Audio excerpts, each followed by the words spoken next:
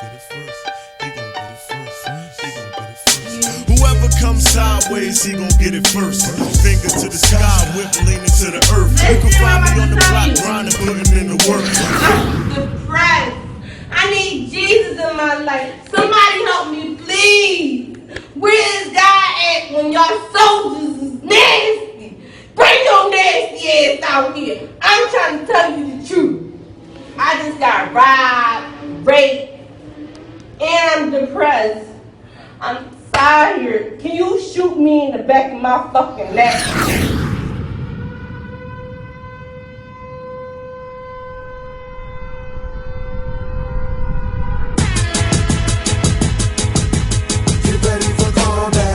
No escaping. Get ready for combat. Get ready for combat. Yeah. The Combat Jack Radio Show. Stand up.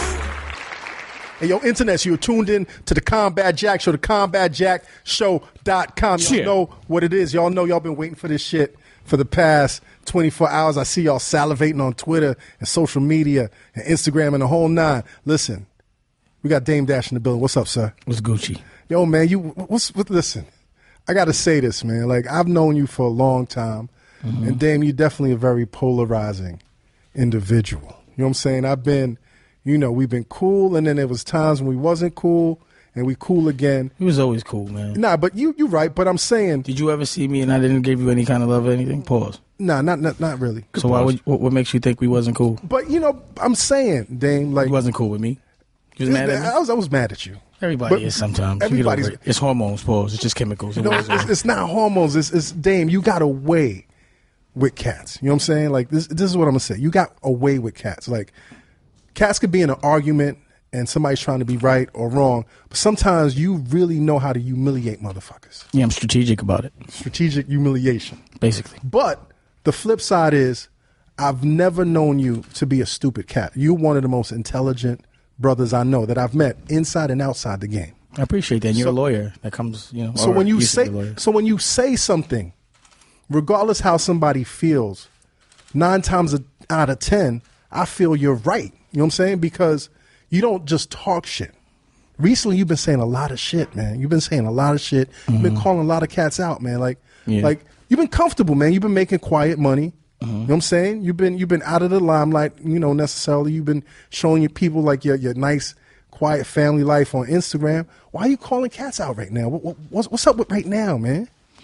I mean, it's just time. A lot of people have done things I haven't liked, and you know me. I haven't forgot about it, and I'm not the kind of person that I'm going to complain, and I'm not the kind of person that's going to like leave my culture behind. Like, they don't stop none of my money.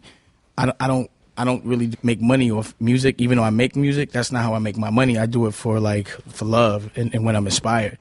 So I think I've been watching these people bully my culture and make money from it, and I've personally witnessed them do things that could make people that would humiliate the culture, and people would die and people would be hurt, and they would make money from it. I personally witnessed these things, so I have issues, and I'm not going to leave people behind. I want them to be aware of what's going on, and also I feel like these CEOs have made so much money off rap beef for so long. You know what I mean? It's not like when 2 rappers have a problem with each other, they sit them down and squash it. They actually put a battery in their back, sort of like a battery might have been in Flex's back, and have them beef with each other, and then they make money off the winner. As opposed to what I do when I see 2 people having a problem, I sit them in a room and I talk it through, and I try to let them see each other's perspective and let them be aware that, when the cameras are on you, you're influential. You have to be conscious of the fact that what you do influences a lot of people. So you could be embarrassing a culture or you could be empowering a culture. I prefer us to be empowering. You know what I'm saying? So my issues at this very moment are there's some people that I feel need to stand accountable, and also I had to get my independent game correct. Like, yes, I was very heavily invested in other people putting up money in co-ventures, but I didn't have control because they were putting up money. Right. So when I decided not to do that, and again, it's been a very strategic game. I witnessed it.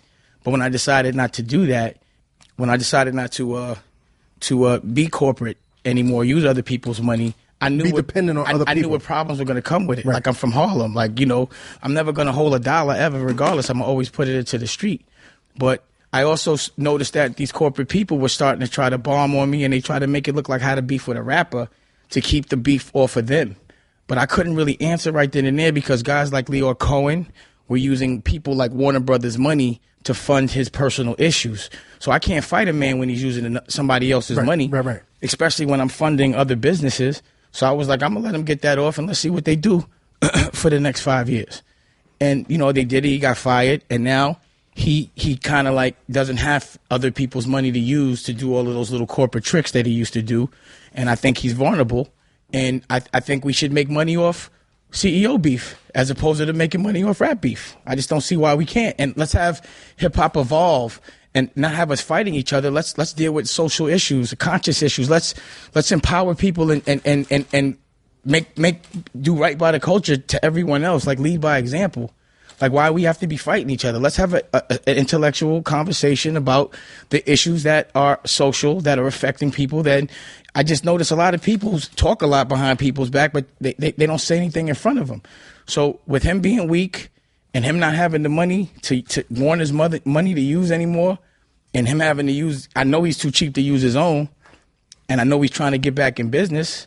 I just felt like, you know, it was time to air him out and see what he was going to do. I feel like he has a responsibility, and I'm talking about Lyor, to the culture. To if I make an allegation that you're just making money off the culture and you're not giving back to the culture, you're not paying it respect, and you're not empowering us, I feel like you deserve to say something. Like, it's not like Lyor, he wasn't, like, when he got money in hip hop, he hadn't done nothing in another culture. Right. And he's culturally not from hip hop, not black, white. I don't be saying black, white. I say culture.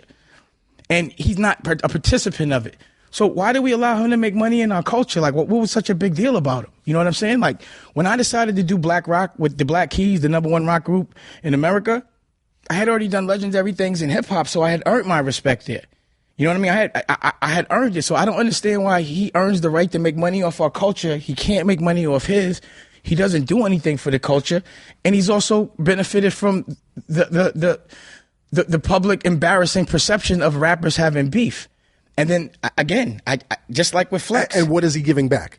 Nothing. Right. But also on top of that, I'm not saying give back. I'm saying let's have a conversation. And then, of course, see, the difference is this: how you could tell. Lyor, when he was using other people's money, he had Jay-Z money. Right. So because Jay-Z was corporate, he could get Jay-Z to be the person he had hide behind.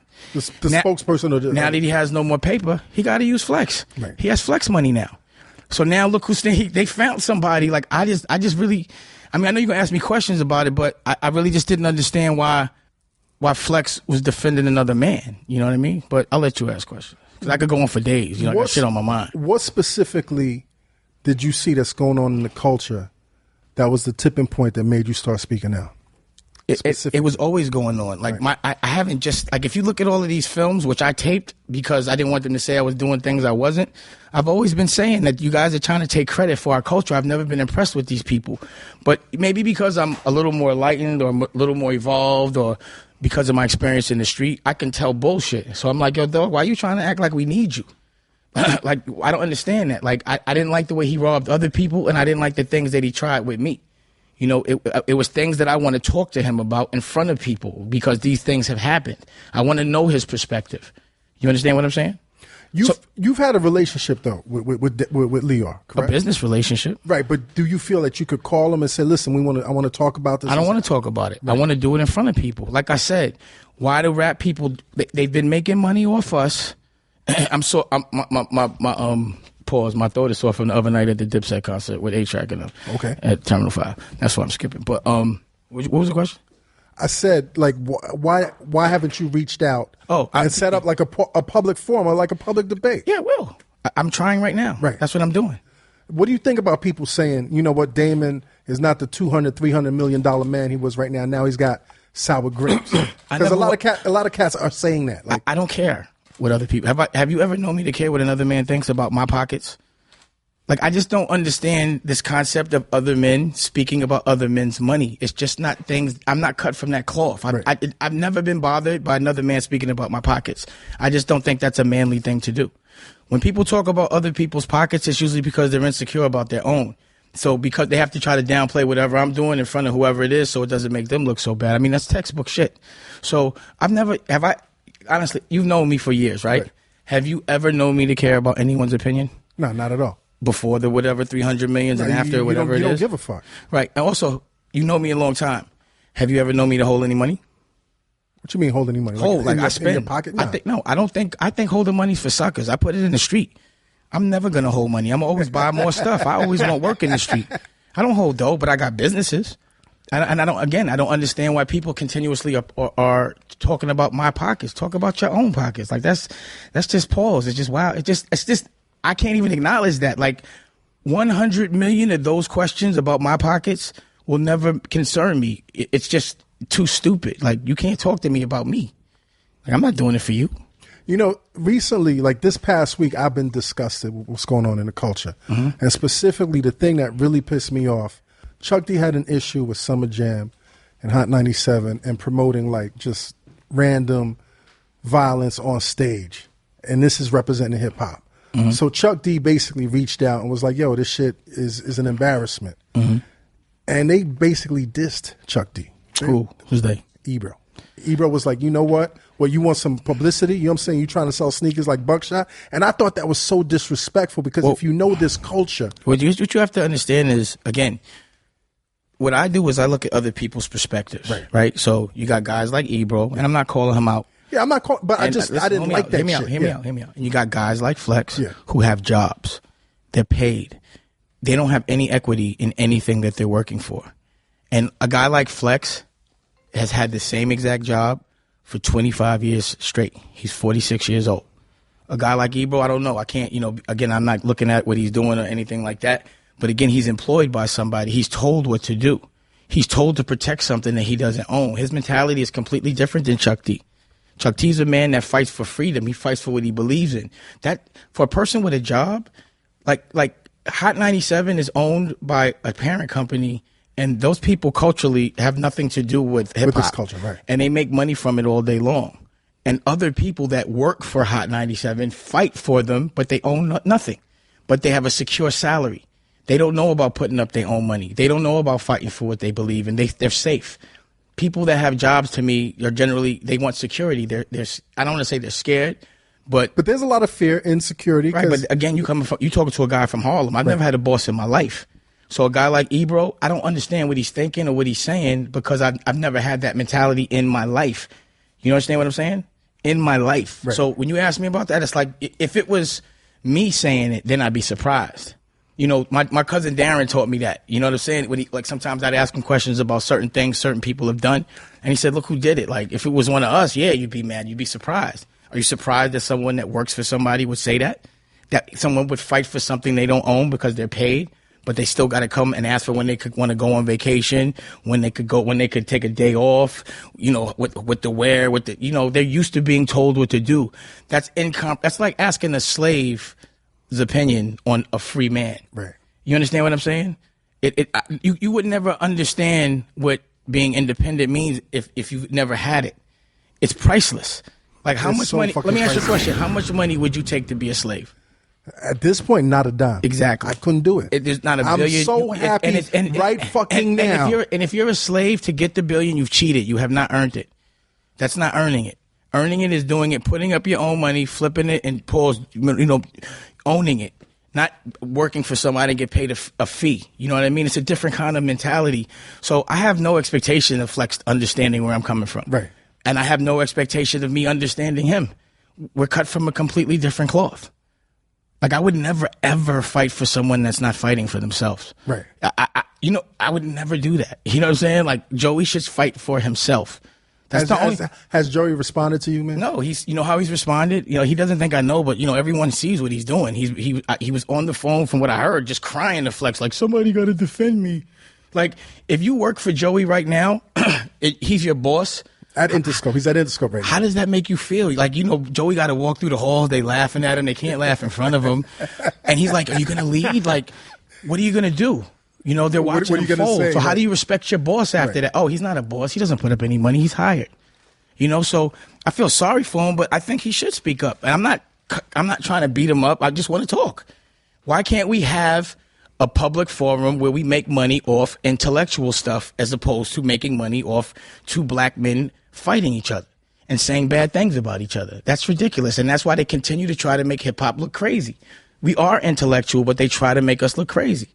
You understand what I'm saying? Right, of course. So that's just my perspective. I'm not mad at anybody, but yeah, it just was like, it's time. See, I'm not understanding why cats are so afraid. Oh, you want to know what really? I'm gonna tell to you. talk right now. Why are cats are so afraid to talk? I'm gonna tell you the why. truth right now, Damon. I'm gonna tell you why.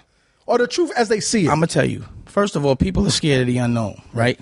The last 5 years, I've been banging out in court all day for different things. Like right now, I'm really battling, or was really, having, not to say battling, but we was going at it with $1 billion company, like real corporate stuff, with the Rachel Roy scenario and at Jones, New York, and, Sequoia and all these different groups. These are real businessmen, right. And they don't scare me. I'm doing real business. This is life as usual for I'm you. not doing this for business. Right. I'm doing this for fun. I'm doing this because I want to make examples of everyone that's taking advantage of our culture, so people will be empowered not to fuck it. Not this curse, but not to be scared of them. Curse, not exactly. You could curse. Okay, cool. Not to be scared of them. Not to think that they need them to do anything, and just to stop. I just think it's time. I mean, I'm seeing us stick together culturally. Right. They can't stop us now. And the good thing about it is Google and the internet and all that has provided us with the freedom that we don't need any more middlemen. And I'm a guy that's used to being the connect anyway. I don't like to pay people to get something. I get out of here. I'll pay for that. Right. So now I can speak when I feel like it. You know what I'm saying? Of course. Let's go back. So what I was saying is, so once I was going to war with these dudes and it was so easy, I was like, these guys are really clowns. They're pretending to be businessmen. I do business every day. All these guys just pretend to hip hop that they do business. What business do they do? They don't do any business. They make money off our culture. And then they go into another culture and act like they did something. And they get celebrated elsewhere. They think they're too corny. There's no swag. Those guys don't even know how to have fun. Let's go back to the series of events, man. Recently, you started going off on Steve Stoute. You were on video, and you were saying that, when you were heavily in the game, you were really trying to create a sense of cooperative economics. I don't like Steve Stoute. Why? What specifically happened, man? Like I said, I don't like him either. Nobody really likes him. I don't really he's like a culture vulture. Right. But it's worse because he's black. Again, it's hard for me to have respect for a man. Like, again, I met him. I was hearing about him first through like D-Rock and C's and all of them. Junior Mafia. Because they were laughing at him. They were always teasing him. But who's this Steve Stoute guy? I wasn't from all that. And they were like, man, he fell asleep. We put a wig on him. What you mean they put a wig and lipstick on him? I saw the picture. He had a wig and lipstick, and there was a Polaroid of it. Cam saw it. People saw it. I'm sure that picture's floating around. But anyway, so after that, so I was like, this is send back. that shit to me, B. I don't have it. You know what I'm saying? But this is back when I'm just fresh off, like, I'm young and insecure. Like, man, I would have woke up swinging on everybody. What did he do? And he didn't do anything. So from then I was like, he can, he was done. He was cooked for me. And then when we got to know him, I didn't like, when he was with Nas, he was doing anything he could to salt our deals with, like Interscope and Sony. It would be him that would be like leaving that trail. Like he played like that, and then like when we started to get better and cool, like when we started to, when we went number one and all of a sudden he was our friend. And it was a moment that Nas wasn't doing so well, and I think LL. And I didn't like how Steve was telling me all their business. Right. You know what I'm saying? I was like, and you wasn't even asking. Yeah. I was like, why are you doing that? Right. I don't even know you that well. You know what I'm saying? He would tell me about Will Smith's business. He would just tell me when people were doing bad and just laugh at it. He just had no care for it. And I was like, that's corny, man. I don't like that. I know he's talking about me. And, I didn't like that. You know what I'm saying? And then, and again, I don't want to glorify nothing, but, he's like... I didn't like the way when Jay started the role, he started trying to be our friend. And, number one, when that thing happened with Steve Stoute was the dude that got the lawyer to sue Jay. Right. And I was like, what type of shit is that? Aren't you supposed to be That's just crazy. Trying to be our friend? Regardless, man. Right. Like, first, mind your business. Second of all, God damn, you're going to give a lawyer for someone to do, that's... So that bothered me, and I couldn't have him. I didn't like that. And then... Did you ever call him out? Always. And then, would he say anything? Hold up. No disrespect. No, this all good. So then when we did get cool, I remember I went with him to a Laker game, and Warren G flipped on this nigga. Like, God damn, Warren G's like a smooth dude. I had never met him, but we knew of each other. And I mean, he was flipping on him so bad, I had to ask Warren, could you just do that when I'm not here? I got to ride home with this nigga. You know what I'm saying? And I was like, why is he so mad at you? Like, good God. Then he started to roll around with security. I'm like, why you need security? And then we used to like argue. Like, this is back when we first started getting deals. And we used to bet each other about certain things. And I had bet him like 18 racks or something for something. And one day he was in my office and with Jay. And my brother was there. My cousin Darren was there. And they were talking about doing a party. And I was like, yo, dog, we not doing no party with you. So you didn't want to do a party with him. I didn't want to do a party with him. I was like, I'm not doing no party with you. You whack juice. So, you get out of here. You want everybody team. Right. And then like, and I had been playing basketball in the Hamptons before I had broke my foot, playing ball. Like I was playing in Nike Airs and like little Richie stepped on my foot or whatever. And so I was like, had a broken foot. And I was like, yo. Little Richie. Yeah. Be Little Richie. Yeah, we was playing, because we used to play basketball like Bad Boy against Rockefeller up in Hamptons and stuff. And he, whatever. So, I was like, yo, by the way, man, you owe me $18,000. I was already aggravated, so I was like, Lee, what's my $18,000? And he was like, I'm not paying you. So I was like, damn, man, I got a broken foot. So I limped over, and she was like, yo, I think you better get out of my office. And again, I'm not glorifying this. I'm not proud of it. Right. But he ass bet me. Where you from? You can't just tell a nigga you ain't paying. He's like, I'm not paying you. So I smacked the shit out of him. You know what I'm saying? Like, I put my hands on him because it was just so disrespectful to me, and it probably was for other stuff.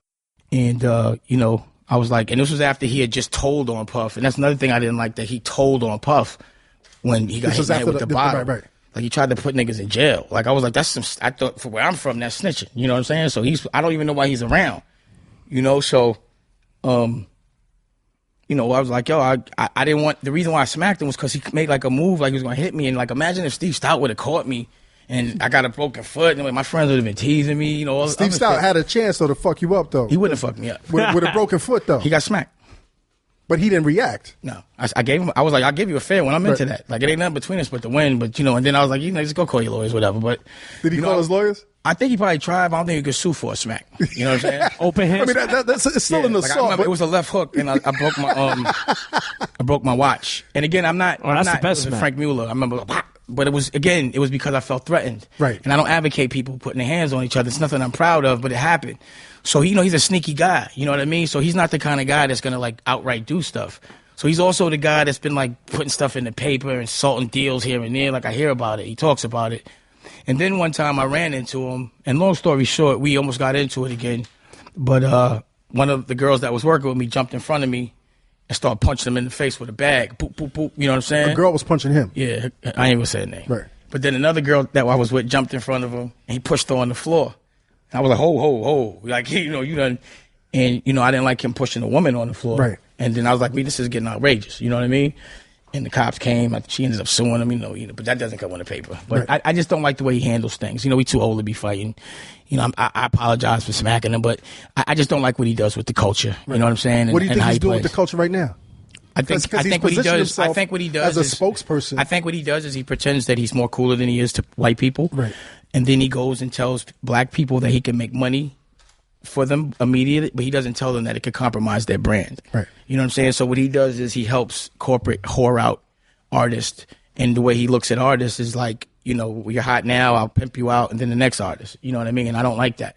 So I didn't like seeing Mary J. Blige do a Kentucky Fried Chicken commercial. I thought that was, I really, even though at the time I wasn't in business with Jay, I was like, damn, I didn't like seeing him do a Budweiser commercial with a Confederate flag. I just didn't like it. I never agreed with putting Jay's whole name on a $40 sneaker, like Sean Carter on a Reebok sneaker, even though the deal was big and whatever, and that's good. But that wasn't Jay's all brand. Reebok, I knew all Reebok was using it for was promotion for their brand. They're not making money off that.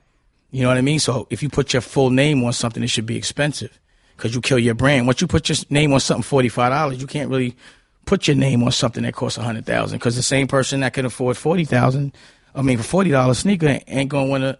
$100,000, a person that pays $100,000 or $100, for that kind of money isn't going to want to wear the same thing.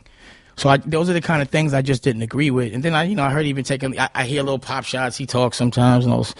So, I'm not the kind of person that talks behind a person's back, and it's come up, and that's just how I feel about it. That was my personal experience with him. I think if you tell on somebody and testify and sue Puff, the problem is these people, these culture vultures, people still work with them. And that's what keeps giving them power. But if we live by the rules that we subscribe to, if you cooperate, and you sue a brother, I don't see how people be friends after that just because they violated a code. But that's why I don't get paid for my celebrity. No one can give me a check because I live by these ideals. So that's my issues with Steve Stoute. You know what I'm saying? You spoke specifically, though, about trying to collectively build your money with other organizations, other black-owned organizations, and he kind of soured that shit. Yeah, I don't want to put everybody's business out there, but we did have something that was going on. And it was something tangible. It was something that we could do as black people. Like, I always try to put us together and get money for what we could do. Like, I don't believe we need to go outside the culture because we're so powerful. Right. We don't need to raise money. We have enough if we put it together and just do it ourselves. And because of the internet, there's no reason to stick together. So, and also, even if you don't make money, I just think for the culture, publicly, we should just show each other sticking together, because that's the problem with the culture. We just don't stick together because we're so afraid that someone's going to get that slot. Like, you understand what I'm saying? It just happens. Do you think it's worse now than a few years ago, or you think it's better? I think it's better, man. I'm having a good time. But how so? Like, because people like Cam, like that I've known for 25 years, right, that never sold out. Like, now you get to see who's really about it. Right. You could see who your friends were. You could see who was just there for the money. You could see who has any kind of backbone. You know what I'm saying? So it's a lot more transparency in the game. I think the problem with people is because they're so insecure. When I'm direct, they overreact to things because they're trying to make a smokescreen for what they're insecure about. Right. And then I'm like, yo, I just asked you a question. Why are you so mad? But then also when you yell at me, I'm not about that, because I come from a place where you have to show people, like, if you show any weakness, then you can't be outside when you're in a certain business. So somebody flipping on me, I got to take care of that, because, that's just instinctually how I have to keep a certain amount of respect. But also, I'm 25 years old. Like, goddamn, my brain's not developed. What the fuck y'all want me to be? Super duper genius? Right. You mentioned a lot of people on Instagram, particularly during your days at Def Jam. But one of the questions that I have to ask you, because this person has always spoken highly of you, is what role did Russell play in all the hijinks that was going on? He was already sold a company. He right. was the face. But he didn't play no role. Like, I never liked the way Lior carried Russell either. Like, I didn't like the fact when Lior did, because that's all Lior did was take Russell's brand and monetize it. That's all he did. I think he could have did that himself. Right. And then when the company was sold, he stayed on to run shit. So when he became chairman, I just thought, and even when he was running after they sold Def Jam, I just thought that they should have set Russell up better. I just didn't like the way they treated him. I didn't like the fact that he had to ask. I didn't think he should have had to. I just thought it was very humbling. And Russell's such a gentleman about it. Like, I'd always step to him. Like, I would step to Lior. I have stepped to Lior. Like, yo, I don't like the way you carry on behalf of Russell. Right. And I'll do it in front of Russell, and they get all uncomfortable. And I'll be like, yo, What would Russell tell you, man? He'd be like, don't worry about that shit, man. But he has a different way of doing things. Right. And I respect his life a lot. And I expect his approach, because when he speaks, it's always positive when it comes to the culture. I wish we could work together a little more, but we never worked together. Right. But he's also like, Russell was the person that I wanted to be always, because I liked his life. He's very confident. He never walks around security. He always had women around him, and then... and just what he gave to the culture. Like, it's undeniable what he gave to the culture. It's undeniable. You have to give... That's right. why I'm saying. So, like, why would he have to ask for a meeting or not take his call to a person he put on? Why, he should be set up no matter what, wherever he's at. He never breaks bread. Like, so basically what I'm saying, that's what I mean. You don't give back to the culture. So you went and took half of Russell's brand, but when you're in position, you're not going to share with Russell. Right. And again, it's not for me to speak for another dude, but he's my OG. You understand? You asked me, so I'm telling you. But I'm give Russell full respect. That's my OG, and you have to respect Russell. He's cool, man. For his everything he did, he definitely paved the way. Everything he's still doing. He paved the way for me to do it a little better. Like, right. I'm at Russell's neck, though. You know what I'm saying? But, when I met him first time, he don't even drink. I bust a bottle of champagne with him. He didn't know who I was. I was like, look, I'm coming for your title, man. Let's drink up for now. And he drank with me. He's like, I don't even drink, but I'm going to drink with you. And I respected that. So Russell's always been a G, and he's funny. We play basketball and shit. I fuck with Russell. Right. A lot of cats, that particular video comes up, man, and you with Def Jam. Oh yeah. And Flex spoke about that this evening, man, and that was hilarious. And cats are saying, like I said earlier when we started this interview, like, sometimes you do have a way with cats where you can make your point, or you humiliate cats, and cats don't want to fuck with you no more. Yeah, my agenda was to humiliate everybody in there. Right, but you do understand that was my only form of defense. It wasn't like, see, where I was from, those guys would have got, you know, there'd have been violence. You know what I'm saying? But I'm not going to do that. It wasn't all about that. So my only protection would be to expose people publicly. And yes, my intention was for not only I didn't want people to look at them like because they were lying the whole time. Right. It's like you telling me to treat a criminal good. I don't treat everyone bad. If you notice, like, I don't even snap on people till they snap on me first. But then after that, it's on. You can't be mad at me because I'm better than you at snapping. You shouldn't have started with me. It's on. You know what I'm saying? So again, I think people's egos, I touch them. But again, also, this is my business. You know what I'm saying? Like, if I'm asking someone to do something 5 different times and now I'm missing money that I got to pay for to put into another company and my kids, I think I should be able to tell you direct. You know, real business is not really about emotion. Emotion is for creatives. Real business, you have to have a cool head at all times. A thick skin. No, not a thick skin. Yeah, you cannot do anything based on emotion. Right. You understand? So my emotion would be strategic. It was a little therapy. And it was me showing everyone that I was not happy with our situation. Right. And also, these guys are not who they say they are. Right. They're not putting up $1. They don't know how. It's crazy for someone that's talking, that's not putting up $1 to tell someone that's put up a lot of money what to do or to ask them. Sometimes they forget mentally. They think it's their money. It was never Leor's money. That's why people say that's what when Flex was like, you used their money. No, I didn't use any of Leor's money. I used Universal's money. Right. And as I sold it, we were and partners. They benefit. We sold it. Right. We made equity and we sold half. The reason why we sold them half was so they could fund it.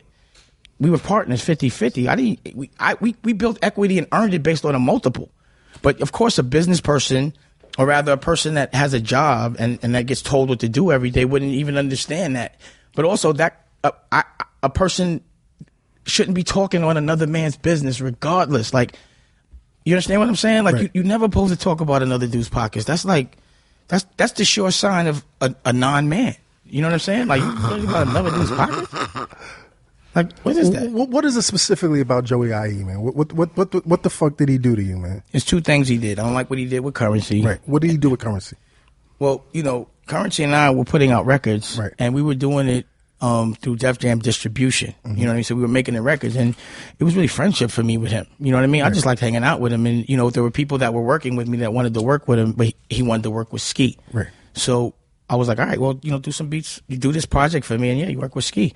But you know, this thing when you just give away records, it's good, but the producers don't make any money. So the artists tour it, but the producers don't get a royalty. They don't get any of the show money. So the way I was approaching things is I wanted Ski, because he was producing everything with no samples, live, there's new band and everything. Big shout out to Ski Beats. And I wanted them both to be able to monetize it. And also, you know, we had the gallery and all that. And that honestly, like the bills for that, because you also have to remember, I had an internet television station 5 years ago called Creative Control, but a lot of people just didn't know about it. Right. It's basically what Revolt is. Like, I'm sure it was inspired by Cootie and Shike, but, you know, Cootie and Shike had a different business model. They had the platform, but I had the content. But that's another thing.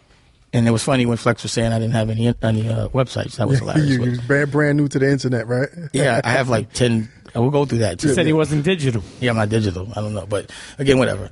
What was we talking about? What did Joey IE do to you, specifically with Currency? So with Currency, I'm telling you the backstory with the Currency situation. Right. So also, you know, I had a gallery in Tribeca called DD172. It was like 10,000 Shit was square beautiful. feet. Shit was beautiful. Yeah, that shit. The overhead for that with the staff was $100,000 a month. And it was all going into monetizing and making content and moving Currency around and all these different things. So I would only hand in a record. The deal I had, L.A. Reid did a sweet deal for me. He made it where I could just give him the record and he would advance me $100,000 and they would get their money right back. Right. So it was basically I would hand in the money as an advance against what it should sell. You understand what I mean? Right. But they're collecting their money right back. It's not like usually you invest in an artist, you don't get your money back for years. Right. And again, they weren't investing. I was getting an advance against, they were going to distribute it for me. You understand what I mean? And you use that for working capital. Right. That's what you do. That's business. And I was always very transparent with Currency. He always knew everything. We were always partners. He always knew everything. You know, so we put the records out. When the money would come, I didn't put it in my pocket. It went into paying the bills and the overhead. Right. Right. So nobody got paid.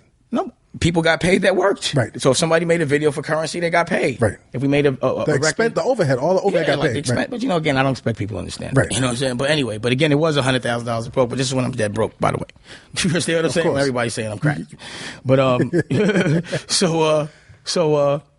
you know, he started to get hot. We paused the record out, and it sold. The first record sold 60,000 records. That's independently, just distributed by Def Jam. I snuck the Rockefeller logo on it. Live music was great. And then I had sponsorship from Adidas, so I was moving them around with the live band and tour buses, and there was a lot of content. And it was fly. It was great. And I went to China, and I came back, and he just disappeared. And the next thing you know, I heard he had a record deal. I was like, wow. I was like, and I always told him, you got to get a record deal. But being that you're in power and you're making money from shows, right. Like, talk to me. I'll advise you on it. You could have that sacrificial lamb, but just make sure you could do whatever you want to do. I don't mind if you take a deal. I don't even care. Right. You know, this is not how I make money.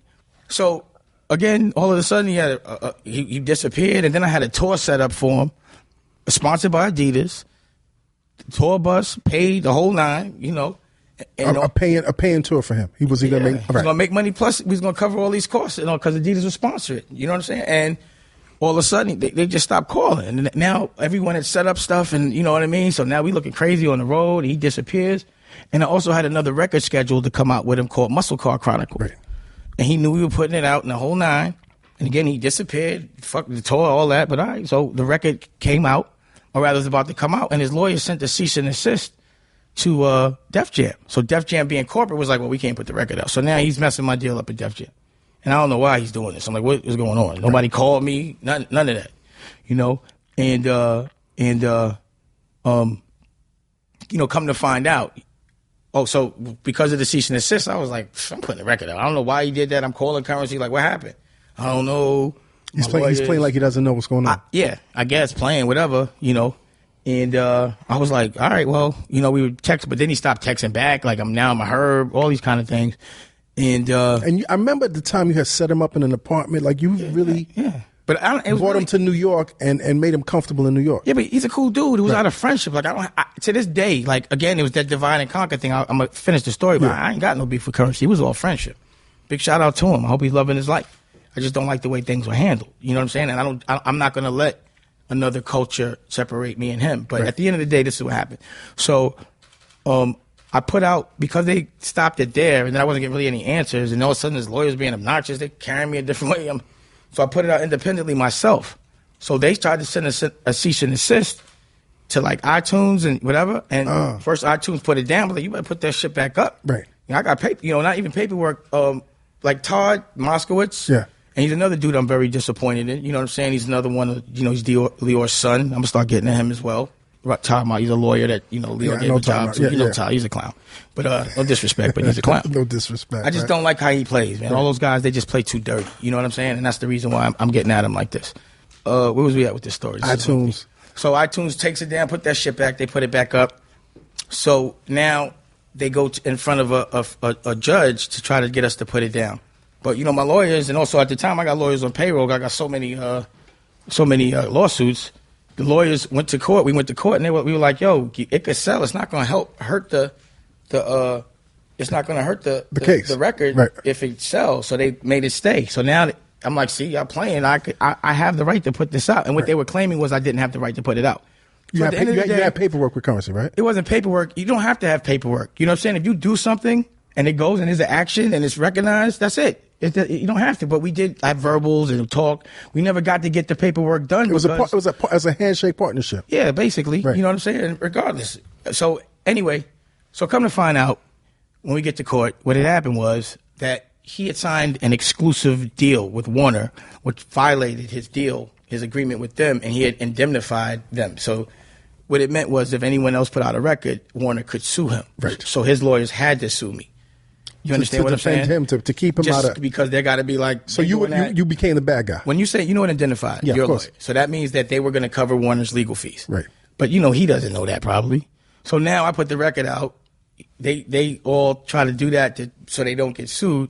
But when we get to a deposition, you know, everything comes out because Currency's not a liar. Right. And that's why I had to give him that much props. Because when he got there, he was like, nah, I mean, we got a record deal. You know, I don't know what they talk about. And I was like, but, you know, Currency, you know, you got to... Again, I don't want to talk his business. Right. But the deal he had didn't reflect what we were talking about. You know what I'm saying? So at the end of the day, I was like, y'all got to pay me because you just... And I hit them with all lawsuits. So I hit Joey with a lawsuit. I hit his lawyer, his manager. What was his lawyer's name? Nova Perry. Yeah, Nova Perry. It's funny because she heard you was going to be on the show today. Yeah. And she hit me. And she what? was like, you made money. You made like $1 million. Yeah, okay. And never paid currency. Listen, the bottom line is the money never got counted. Right. Because I wasn't set up for all of that. So I didn't take nothing. And he didn't take nothing. He could get it counted. I could get it counted. The deal we had was it's a partnership.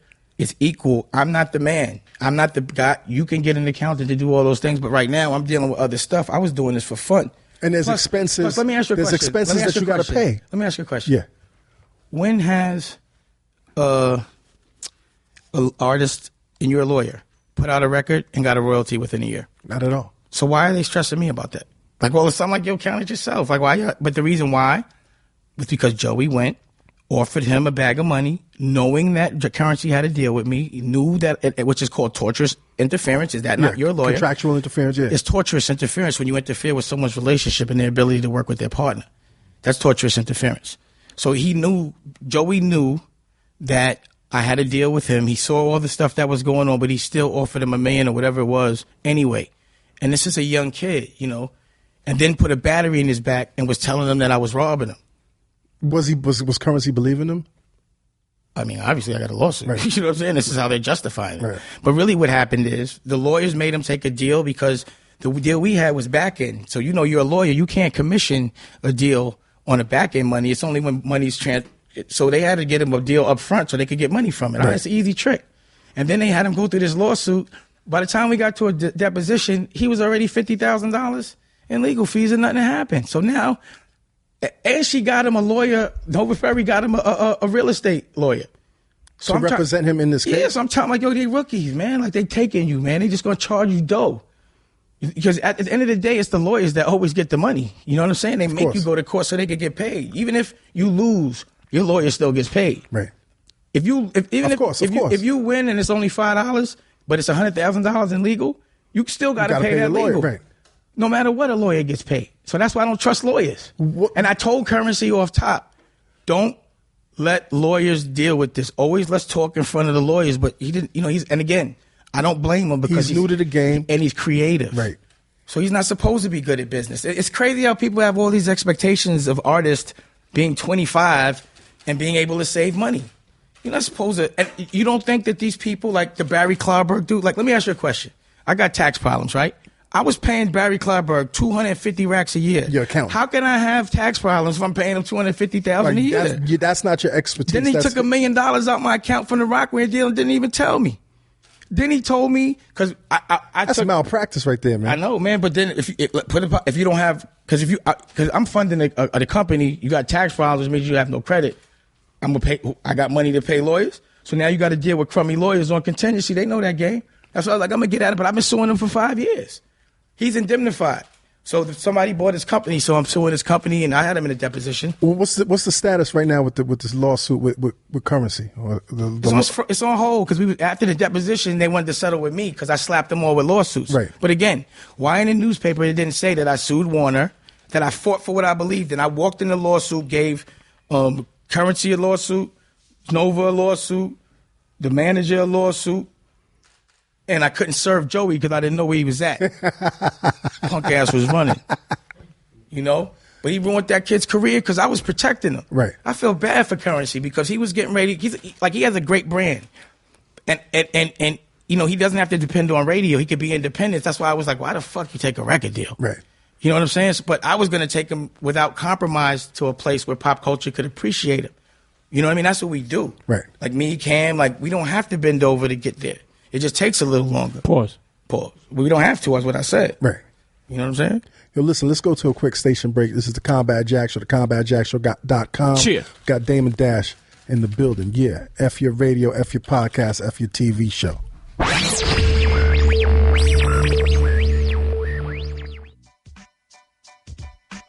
Internet, help the Combat Jack Show stay free by completing this short anonymous survey. It would take no more than 5 minutes. Your answers will help match our show with advertisers that best fit the sensibilities of our podcast and its listeners like you. Yeah, man. Listeners who complete the survey will be entered in an ongoing monthly raffle to win a $100 Amazon gift card. Don't say we never gave you no types of flourishment. $100 Amazon gift card. $100. We promise not to share or sell your email address. And we won't send you an email unless you win. Yep. Please go to www.podsurvey.com/Jack. Run that back again, man. That's www.podsurvey. POD. That's correct. .com/Jack to take our survey and get a chance to win that $100 Amazon gift card. $100, yo.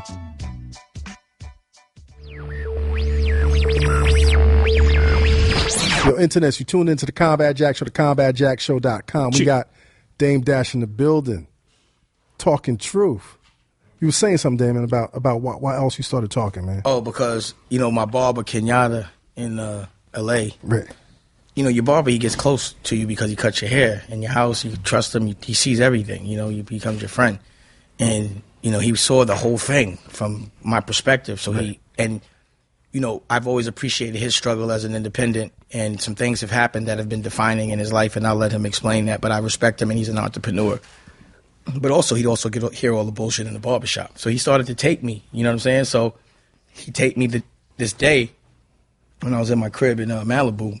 And, I was like, you need to make some, chop it up and put it out, start bringing attention to your brand, because he taped a lot of other people that he cuts. Right. And the other people that he cuts respect him because they're kind of like-minded. You know what I'm saying? So they're going to, of course, because he's an entrepreneur, give it to him. Right. He has certain clients that won't give it to him. He can't even ask. But those are the guys that don't think those are the guys that are getting paid by corporate. Of course. They don't like to help too much. Right. That's the thing, too. Like, if you're going to get paid by corporate, shit with your brothers. It's like if you're going to be the warden in the jail and your whole crew's in the jail, you got to let them do what they want to do. Right, of course. You know what I'm saying? But I don't know why people don't share. But anyway, so he made the tape, and then he put it out. And again, he has a book, and he has a movie, and all these other things. So he caught me. And again, like, if somebody asks me questions, I'm going to answer. Like, I'm not politically correct. I don't sell my celebrity, so I don't have to worry about what people are thinking. I sell product for a price. You know what I'm saying? Like, in the street, this is what I learned. I see drug dealers smacking. They're not very nice to the drug addicts. The drug addicts still stay online as long as the work is good. Right. So when that's your motto, have good work, you don't have to be nice. You don't have to worry about things, because I'm not asking nobody to give me nothing. You understand what I'm saying? So I've always appreciated. He did the tape, and I was teaching him how to, and he put it up. And you didn't anticipate the buzz was going to be this crazy? The thing is, I knew it was. I didn't care. Right. It was for him. If somebody talks to me, I'm not going to be politically correct. It's phony. Right. So when people buy experience, if you're an artist, it's about being authentic. Once you start to do things in a formula, it's not the truth anymore. Artists not supposed to be a lie. Artists supposed to be complete. A real rock star is a person that's against the grain, not that cooperates. Right. So the last couple of years, it seems like, because I haven't been around, it's been like cooperators are running shit. You know what I'm saying? Like, people that are cooperating. That was people's motto. Cooperate and we can survive. Nah, get them out of here. And because of the internet, and because now, and also what I understand about Lior is he invented the 360 deal. Like, you got quotes of him justifying it. Then he gets whacked, pause, and now he's trying to be independent. And speaking out against the... Yeah, what is that? and when I was doing it, he was the main guy trying to get it. So he thinks we're that dumb. And I'm like, yo, So I also, again, I just think CEO beef. Let's have an articulate. Let's make hip-hop look good. CEO beef. When we fight, why do you keep putting me with a rapper? But you know why they was putting me against a rapper? Because that's the old... They kept me to focus on a rapper, so I would not focus on them. It's an old trick. A distraction. What are they doing with Flex? They got me focused. They got y'all focused and everyone else on Flex. I'm talking about Joey. I'm talking about Lior. I'm talking about Todd Moskowitz. So you really believe they put the battery? They definitely put. I told you, people see in Flex's back. Let me ask you a question. Yeah. Why is Joey not fighting for himself? Speaking up, not Maybe punching. Because he's not built for that. He's a He's. But you got quote unquote bosses. All right, so that's not let me built. give you another instance where I'm really is where it's like venom for him. Right. Where I have no mercy for him. So with the Max B and Jim Jones situation, right? I'm not going to say any names, but all I know is that Joey told someone that if he can get Max B out of his deal, that there would be money for him. And then he proceeds to give this guy my number. This guy's been asking other people for my number, and I've been sending a message like, yo, I ain't got nothing to do with that. I don't want you to have my number. Right. So Joey gives him my number. So, of course, this is an aggressive guy. You know what I mean? And he starts talking to me aggressively, and it could have snowballed into something crazy. Right. And it almost did. But because I'm like crazy, like street shit? Yeah, or? street. Right. Like these are real guys. Max B's in jail for murder right now. So basically, instead of sitting Jim in a room with Max B and squashing it because, you know, he had some kind of control because he had the money, he put a battery in someone's back for us to go and fight so that he can make money off the winner. And I'm sick of them doing that. You understand what I'm saying? And that is where my problem came, pause, from him. Right. If I wasn't who I was and level-headed, because black on black fighting is the dumbest shit in the world. It always makes us look stupid. Isn't that shit so tired right now in 2014? It's always been tired. We look stupid fighting each other. We look stupid fighting, especially at a certain age. When people start fighting, it's because they're not comfortable with what they know. Right. That's overcompensation for feeling dumb. When you start fighting, it's because you can't, you know, your emotions get the best of you. So you put your hands on, like I said, I wasn't happy I smacked Steve.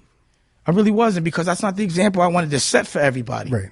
You understand what I'm saying? So now the next time something violent happened, I just had to pay for it. Not to say with me, but with someone else, because that's the example I led.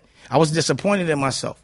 But that dude was pissing me off, and he was violating certain But things. did you ever pay back the $18,000? I smacked him. In the street, once you hit a nigga, he's paid. I was like, if I'm not going to give my 18, pop. And now I felt all right. But again, I'm saying it's slick, and I shouldn't do that because it takes the focus off the message. Right. But I was still living by street. You can't just ass bet me in front of everybody, man. And I will give you a fair one with a broken foot. Divide and conquer is over in your book right now. It's been over. That's your message right now. As long as it's independent, there is not going to be anyone with another agenda trying to divide us. Right. Only thing that can hurt us is us, but we stick together. Harlem sticks together. We have friends that stick together. You know, like every day I speak to someone that I've known for 20, 30 years, and we don't make money off each other. We just kick it and laugh and talk about the old days. I'm so happy to have friends. You know what I'm saying? Like, I'm loving this shit. And I'm so happy to be able, like, you saw I walked in, I gave you some chips cookies. Look, let me give you some more. My son is an entrepreneur. You know what I'm saying? He's in Fairway and Zabar. Yeah, have some cookies, man. Chips. Damon Dash is pulling out chips cookies. My son, you know how proud I am to be giving out my son's product? And you spoke about this the last time he was on. I'm going to always talk about it because he makes me so proud. Like, Right. a reflection of a man is his children. Of course. Look how much respect that man has, Boogie. He's level-headed. He walks around. He's a regular kid. He could have been a different dude. And he doesn't even like me to give him money. He won't let me. He wants to pay his own bills.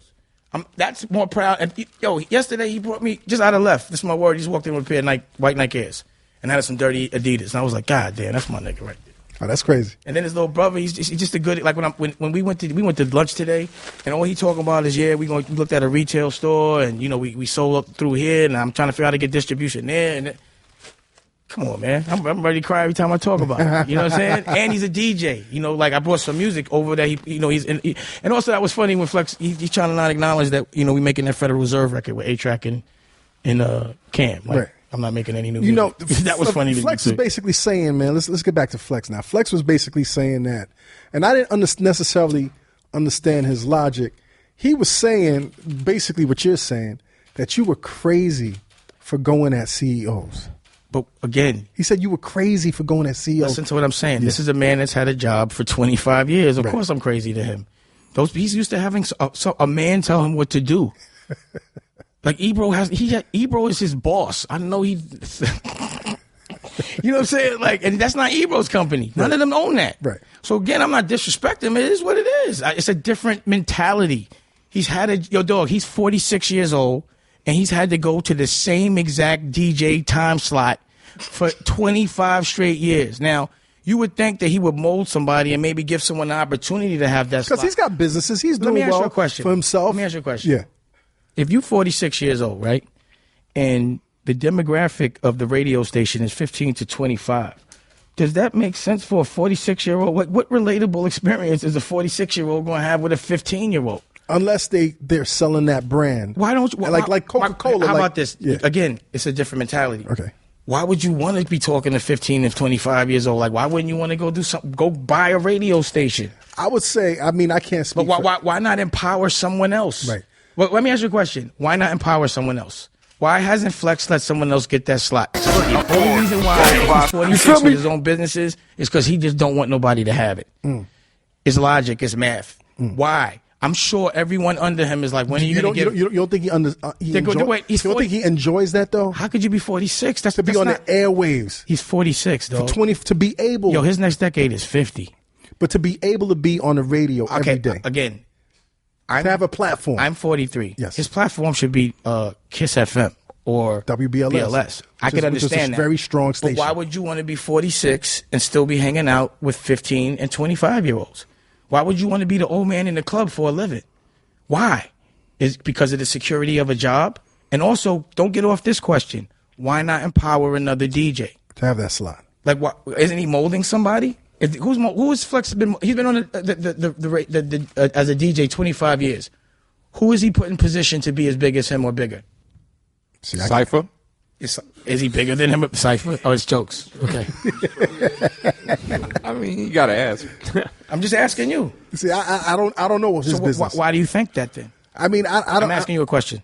I don't know. I You're a literally lawyer, don't know. Your mind can work. I'm saying do the math right now. What does the math add up to you? Why would a 46-year-old with other businesses want to be around 15 to 25-year-olds and not ever in life put another DJ in a position to be as big as him? Maybe because he's in love with that spot. Maybe he's in love with that spot. That's the logic you came up with? I'm just saying, maybe. Now, let me ask you a question. Yeah. Why would a 46-year-old be in love with a spot where 15 and 25-year-olds are? Because he gets to play music and he gets to Why can't he play music at BLS? Maybe he doesn't want to go to BLS. I mean, I'm asking why. I mean, and I don't want to speak for him. You're being politically correct. But Combat Jack. I don't want to speak for him. But when you think the Combat Jack show is just I go to combat, but you don't. When you think about come on, man, you're a lawyer. That's the only. You know why I gave you the interview? Because you my man. But listen, I'm gonna keep it indie. But listen though. But because you're a lawyer. Yes. So you're smart. So you can't act like you don't know. I can give you like pretending like lawyers do. But I'm saying pretend you know like a lawyer.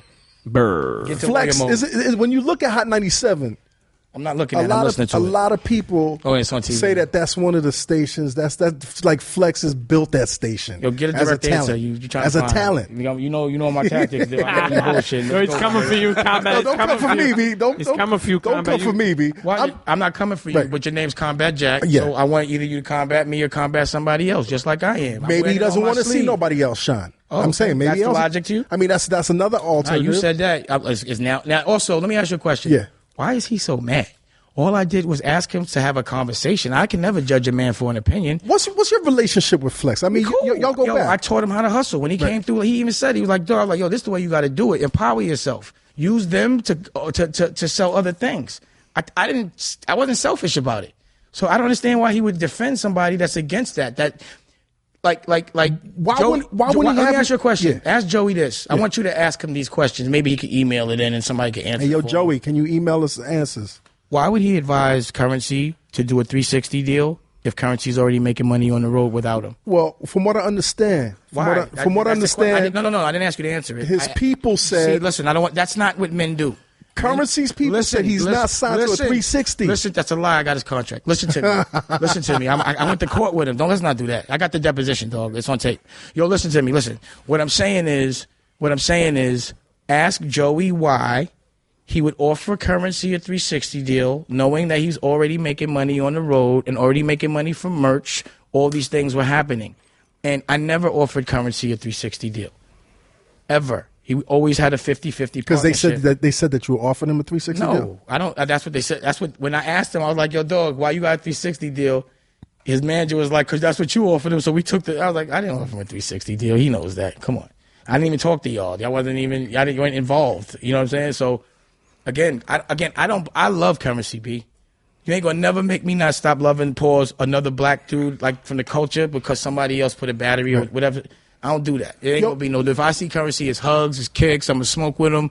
We gonna laugh, and that's that. I want my chain back in my car. Wish he send it back, but that's it. You know what I'm saying? We good, and let's figure it out. Count the money, break bread. Let's get money. Fuck all these dudes. Fuck Joey Paws. Fuck all of them. Let's fuck everybody. Let's stick together publicly. Let's never let anybody see us fight. Don't let them manipulate press so they can benefit. Let's stick together. So hold up. You go back with Flex. I know Flex. We never hung out. But you go back with Flex. Nah, because he wears purple. Nah, I ain't gonna do that. My man was like, you should heat this nigga up. He ain't even built for that. So what I'm saying is you didn't answer my question, right? If he's able to speak, why can't somebody ask for a conversation? You reached out to him, right? On the what you call it? He reached out. He spoke to me on the radio, so I spoke to him publicly. I gave him the respect he gave me. I wouldn't wear a purple. I wouldn't wear. What I was gonna say is he wears a purple baseball. He'll wear a purple Yankee. Like I wouldn't wear a purple Yankee because the Yankees don't wear a purple Yankee, so it's not authentic. So I see this thing with a lime green Yankee. Where is the lime green Yankee uniform, man? So why, That's a Harlem thing. but why do you think he doesn't want to speak to you, man? Like I think he's scared. He sounded scared about to me. what though, man? Scared that I'm going to ask the questions that I'm saying now, but in his face, and he'd have to answer them. Like, why are you 46? Why won't you give someone else a chance? What do you think about him saying? Basically, what he said today was he doesn't have to talk to you because you're not relevant. Like, what do you think about that? I mean, I think personally that's some sucker shit. All right, so there. I mean, because I would always have a platform to speak to somebody. Listen. I don't have a beef for Flex. He's a DJ. Right. I don't expect him to be able to intellectually match my weight on any level. Right. He never had that. I would heat this nigga up. You know, again, they put a battery in his back. He had papers. He said, "I have notes." You know what I'm saying? Like he was on the internet. Like it was crazy. Like I don't have notes. Like, you know what I'm saying? What is that? It was a battery put in his back. Like I said, they don't have J money no more. They got Flex money. For now on, the new broke is Flex money. By the way, if you have Flex money, that's not good money. What do you think about him telling you that there's no reason? Nigga, for you got Flex money, nigga? No, I definitely don't have no Flex money. All right, cool. But I'm saying, what do you think about him saying he doesn't need to speak to you because you're not in the music business anymore? Because you're in the slipper business. And what is this about slippers, man? I don't know what he's talking about. What are you talking about? I understand the art, and I understand. I had no idea. Yo, honestly, the whole time I really didn't know what he was talking about. He was just spazzing. He sounded uncomfortable. It was like he was bugging. Damon, you don't have a slipper company? Probably do that. I don't know about, but at some point I'm gonna make some. I don't know what he's talking about slippers. I have a lot of companies, so he said arts and clothes. I didn't like how he tried to discredit art, like Andy Warhol. Like I have galleries around the world. That's bad. I'm supposed to be on the radio at 6 o'clock every day, being paid by somebody. I don't know. It makes me relevant because I have a job. Like I never subscribed to the music business to be. That wasn't me. Rockefeller was someone else's perspective. Right. So I did want to address. He gave me a perfect opportunity to promote, but when he said I didn't have any website, I found that to be funny. Being I had Block Savvy years ago with Biggs before anybody, but that's another thing. But right now I do have BlueRockMusic.com. I do have -motoroil.com because I make motor oil. Here, I'm gonna show it to you too. Yeah, I do. I sell motor oil. You got 10W40? Because you know what it is because once you sell motor oil, then you have to consider yourself a tycoon. And these aren't businesses I'm starting. These are businesses that have been in existence for a couple of years. You know what I'm saying? We spoke about this last year. See, Comet, you're going to get synthetic oil right now. No, it's not synthetic. There you go. That's oil. And again, it's just that I'm proud that I'm able to not only sell music. I want to lead by example. Like, let's do some other stuff. Let's sell oil. Like, who do you know that does that? I'm sure some people will be doing it sooner than later. But also, so you can go to -motoroil.com, and then my point of view is ddpoppington.com, and that's where you get the CEO clothes and, you know, you see the lifestyle and all. Then I have people are going crazy over the Poppington crew necks, B. Yeah, it's good. I got a CEO made by Poppington. That's hot. It's handmade. Everything's made in America. Hold on. I make bikinis. Well, hold on. Let me just tell you some more. He said I didn't have. Let's address it now because he said it, so I'm gonna answer it. He's digital. He said I didn't have any websites, so I also have. What's your Twitter, man? I don't really do Twitter that much. But what is your Twitter? Because cats. It's Let's Go Poppington. Just like my Again, I always had it. I wanted to see who would discover it. Right. So once I saw that there was a platform. Yeah, then I used it. But before I wasn't really doing. I always had it. I mean, Cam put me on to Instagram, to be honest. You know what I'm saying? Oh yeah. Then we have Dipset USA. You see these clothes we're wearing now? DipsetUSA.com. You know, and that's a company owned by me and Cam. You know what I'm saying? Like. No other investor. It's funny because we had Vashti on last week, and she was saying that she's doing a joint venture. Yeah, Vash is cool. She's super cool. Then we have Vampire Life with Jim Jones. Right. You know, again, only owned by me and Jim Jones. Nobody else, no investor. So the question that's at newvampcity.com. The question is, what is Flex talking about with $11 million in beans? What is he talking about? He's talking about somebody else's business. It sounds crazy. But did you owe? Listen to me. I'm not talking about another man's business because another man asked about I'm talking about you. Business. I'm saying, do you owe Beans $1 million? If I owe Beans $1 million, then that's between me and Beans. Right. But I'm not. Again, you're not supposed to speak another man. You understand what I'm saying? That's what you're saying. Like no matter what, you ask me about anybody's business, I'm not going. Except mine. You ask me about my business. If Beans asks me, I answer Beans. He asked me publicly, I'll answer Beans. It's not a problem. But I would prefer him to answer. It shouldn't have to be like that. But Flex is talking about another man. Men are not supposed to talk about other men. Am I wrong? Nah, you right. So what? Let me ask you a question. Yeah. Why do you think Flex is talking about another man with so much passion? He stopped the whole radio for him. Is it like pictures? We get someone come out. There's a lot of overcompensation going on. Like I didn't diss Flex. Right. They stopped the whole shit and was talking like, and then all he did was reiterate my history, all for Joey. He played some good records. He played some good records. I'm gonna tape that. He played some good records. Definitely. And all I was doing was asking for a forum to have an intellectual conversation instead of some stupid rap beef. The focus ain't on Flex. It's on Lee Orr. It's on Todd Moskowitz. So you definitely think it's on Joey. He's a distraction. Listen, who's a distraction? Flex. Flex is out there to distract. Again, really regardless what it of is. why, I ain't got no beef with Flex. Right. He's not. I'm a CEO. I told you I'm battling billion-dollar companies and all that. And this is more or less. I'm not like. This was more or less just because I'm not going to lead a culture behind. You know, I like to yell at people that that people are scared of because they're lying. Right. I'm just exposing them. You know, like they thought they played sneaky. Like they tried to. Again, Flex made a comment about me and being blackballed. What does that mean? Who could blackball me? That means these guys. I don't subscribe to that. That's like they play baseball and I play football. We play two different games. You can't blackball me from baseball. I'm a football player. I don't play the you pay me game. I play the I pay you game. Right. You know, there's never been a time when I was supposed to be broke that I didn't have a staff. I'm always going to be what y'all consider broke. I don't hold no money. I'm not a chump. All my money's in the street. I know what I'm going to spend my first $1 billion on. I don't hold a dollar. I flip. You know, Damon, somebody sent me an Instagram picture today, and they basically said that the business that you run, or Dusko Poppington, you run with interns and they don't get paid. Again, more people speaking on other people's business. Right. Those are questions that a lawyer wouldn't be asking me, because you know that in a court of law, would that work? Could you ask me in a court of law about what somebody else said about somebody else? No, that's Alex. So why are you asking me now, man? That's hearsay. But I'm saying. So why are you asking me about hearsay? Because somebody. I don't answer hearsay, man. No hearsay questions. Ask me about something let that person ask that question. Let them ask it for me. Like, you got to let men be men. I'm the only one speaking up. I also think that there's a responsibility for people. If you know someone's a racist, or if you know they culture robbers, if you're taking a check from them, then you're being irresponsible. You're empowering that person. You know, like when y'all don't ask these questions, like everything I'm asking, y'all need to be asking Leor these questions. He owes it to the culture. He's been making money off our entertainment, so why we can't be entertained off him in an intellectual way? He owes it to the culture. He's made too much money off our rap beefs. Right. He hasn't done nothing for our culture. So give us an answer. This is not a stupid thing I'm saying. This is a very relevant issue. Speak on it. I'm accusing you of something. I'm doing it publicly. Let's have a conversation. I'll sit in the room with you like a man, look you in your eyes. I ask you questions and you can answer. You ask me questions. It's not about talk about everything. Pardon me. It's not about talk about everything I did before. You know what I'm saying? What do you think about what Flex said, though, about everybody? Basically, everybody right now is independent, which sounds crazy. Well, how could he have a job and say he's independent? No, but he's talking about artists. Like How could he say he has a job and talk about independence? If you're not independent, you can't speak on independence.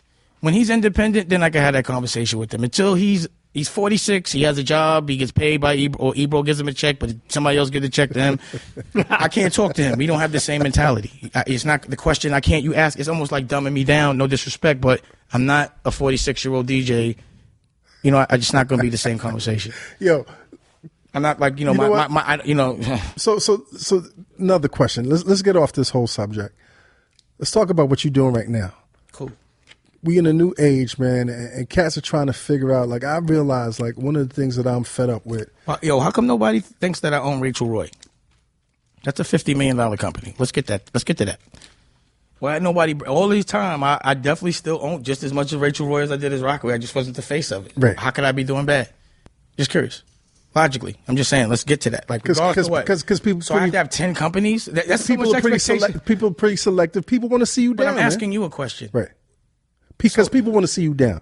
You're the bad guy. That's cool. You've been nominated. I don't think everybody wants to see me down. But the people that are out here. I think that people insecure enough to speak it because of lack of what they have say it, and it's cool. They don't bother me. They don't affect me. So the Rachel Roy money is good.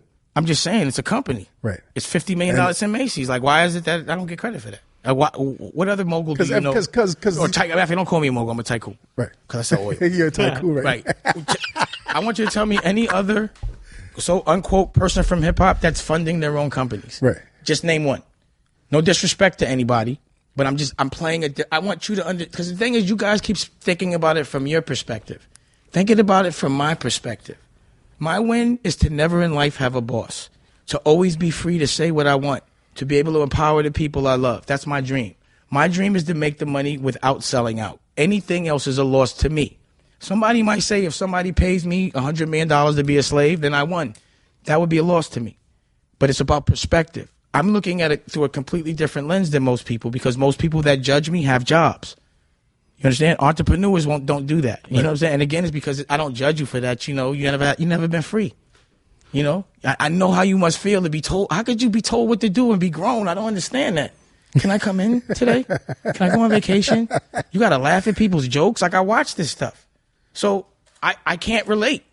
Honestly, it's like, to me, you can't. I'm like, again, I say I eat the food to kill. I'm like a wild animal compared to a tame animal. So a dog that eats and kills every day to eat gets in the same room with a dog that's fed. He's laughing at that dog. He owns that dog. So how dare these guys that don't have the guts to put up their own money, believe in themselves, empower other people that deserve it, laugh at art? How dare them even judge? It's funny to me. You know, just do stuff. Don't judge people.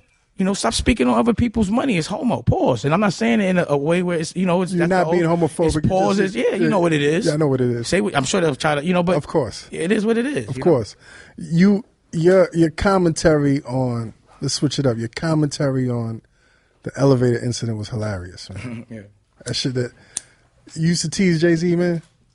You tell me. I'm asking you. What did you witness? I didn't necessarily witness what went on. We were friends, of course. I tease people. Yeah, that's our thing in Harlem is we tease people. You know, that's what we do. We laugh, man. If you're too insecure to be laughed at, then that means you shouldn't really be hanging out with me. Like, plus that's what we do. So yeah, I was like the only one that could get away with that. I don't know. I guess they could get away. Again, he's paying a lot of people's bills. You got to laugh at niggas' jokes when somebody paying your bills. You know. He gives a lot of people opportunity and that they probably wouldn't be able to do unless he gave them that opportunity. So, you know, it's an insulated world. Question, man. How do you get past these gatekeepers in 2014? How do I have to get? I'm the boss. No, I'm not talking about There's you. There's no gatekeeper when you're the boss. But people are looking at you right now. Listen to me. But people are looking at you like a spokesperson right now. Okay. Like you you giving a lot of people hope because you're talking about people that people customarily don't speak against. Exactly. You know what I'm saying? Get these lames out of it. So cats that's tired of trying to go through these gatekeepers, how do you get past them, man? Like, what's your advice for these cats to get past the gatekeepers? Don't depend on anybody to give you anything. It's not anyone's responsibility to take care of you. Don't feel entitled. Go flip. Buy something for something and sell it for double. It's about effort. It's too easy right now because of the internet. There's no reason to blame people for you when you don't succeed. That's it. I don't know. I don't come from that, man. You know, I don't complain, man. I love my life. I love hustling, man. I love it. I love fighting, man. I'm a fighter. That's what I do. Music. Now you back in the music game? I never left the music game. I just wasn't in the music game that you guys were in. Just because I'm not where y'all at. Not me. Not put it like this. Right. All right. So you know about the Black Rock Project? Yes. That's another website that also the people that built the website, I own that company too. BLAKROC. So this is the biggest rock group in America. They just came out #1. And what I did was I put them with Mos Def and RZA. And again, Kenyatta connected me with RZA to put, Raekwon, Pharoah Monch. And I put it out independently, completely with them. And, it was art for me. I didn't want to deal with the music business. I wanted to do it indie because it wasn't for money. It was for me to have fun. Right. Jim Jones got to make a record with Mos. They were on Letterman. It was the first time the Keys were on Letterman. It was the first time I actually, the MTV didn't even know about the Keys. The Keys were on Warner Brothers, and Todd Moskowitz, who was the president at the time, I saw him in a club. I said, you know about the Black Keys? He said, no, who's the Black Keys? Come on, man. They on your label, man. Come on, that's crazy. But then the next thing you know, after I got him on Letterman and MTV, all of a sudden it's all... Everybody want to claim the Black Keys. Yeah, but my point is I was making music. And also Currency sold 60,000 records twice. And you ski. I just was doing stuff. I went to China, Beijing, Hong Kong. I have a label in China. I always had one. It's called Mama China. Big shout out to Shelly. We have a what kind of music? Any kind of music. Rock and roll, rap. I got hey, matter of fact, I'm glad you asked. Damon keeps going. I just put out and this is I put out some vinyl for through Blue Rock and Poppington and Mama China, and this is the biggest DJ. Take a picture of this. Man. Yeah, this is the biggest DJ in China. His name is DJ Wordy, and he's a good dude. And I directed this video for him, a short film called Beef and Broccoli. Pull out the record. You're not gonna roll up, Just? That's what we gonna do? No. What was you asking about before? We all over the place. Right before what did you just ask me about? The music. China. Okay, but he's gonna pull that out. Pause. Right. Okay, go ahead. What about Dipset? Dipset. Yeah, man. Can't you know? How'd that happen, man? Like Cam, you know, again, we're friends. So he would come around. We wasn't doing no business. We were just doing friends. But we, you know, of course, when we were around, we start talking about doing business and stuff. But Dave Chang, who was the creative director of Vampire Life, he's a real creative dude. You know what I mean? And he is a fan of Dipset. So he was basically making Dipset clothes and wearing it. And when he started wearing it, it would be pissing all of us off because we didn't have it. And then also, so we just started making it. You know what I mean? And we had just learned the business again because after Rockwell, I had left to be creative and do this art gallery and running around the world shit. And I didn't want to be in the clothing business because of the calendar. You know what I'm saying? I don't like, you always have to put up money. Like when you're an independent, you're always broke because you always have to buy product. Right. So if, let's say, You always got to reinvest. yeah, like if let's say you put out $1 million and your next order is $5 million, you got to have $3 more million just to buy the order to facilitate it. So you always collecting money and buying and shit like that. So that shit kills you. That's what really almost cracked me with Rachel's company. You know what I mean? That's why I had to sell half of it. But I only sold half of it. You know what I'm saying? Me and Rachel owned the other half. Right. So we knew the business better because Vampire Life taught us again. So we kind of knew how to do it with the factory and get all of it and get the moving parts. So it's completely no license, no nothing. It's all us. We make the clothes. And, you know, Karen got this project with A-Track, you know, and I, you know, curated that. Federal Reserve, you know, it's like bringing the two worlds together. You know, again, it was art. You know, our intent wasn't to be back. Right. It was just to make records and have fun and perform. But, you know. But now you guys are making records together again, though. Making records together again. Was that hard to make happen, though, man? Not at all. Not at all. I wasn't in the mood to make music. I was in the mood to make, not to monetize it. And Cam was doing what Cam was doing. Like he became this iconic person in places that he probably didn't even know. I'd be telling them like, yo, Paul, these white boys fuck with you. You don't even know these indie kids. Because when I had the gallery in Tribeca, you know, I used to have the little rock club in my basement called Under 100. You know, while I was broke. You know what I'm saying? And you living good broke, man. I mean, I guess if that's what broke is, I don't know. I guess broke is whatever. So to a working man, I'm broke. Period. I'm a working man's broke, but I'm a hustler's rich. Right. I own companies. So I don't like holding paper. Holding paper is for suckers. So is Dipset back, man? Like that? I'm not gonna. It's not. I'm gonna let them speak on that. Okay. You know what I'm saying? That's whatever happens, man. All I know is me and Cam are having fun making music and laughing at everybody. You know, that shit that happened in London, you know, Cam is just the coolest, man, you know, because he took a situation that could have been compromising and he figured it out with no bodyguards, and it wasn't his fault. Right. And, you know, the sad thing about it was if he was there, it would have been publicly all over the world, black people beating up black people. Right.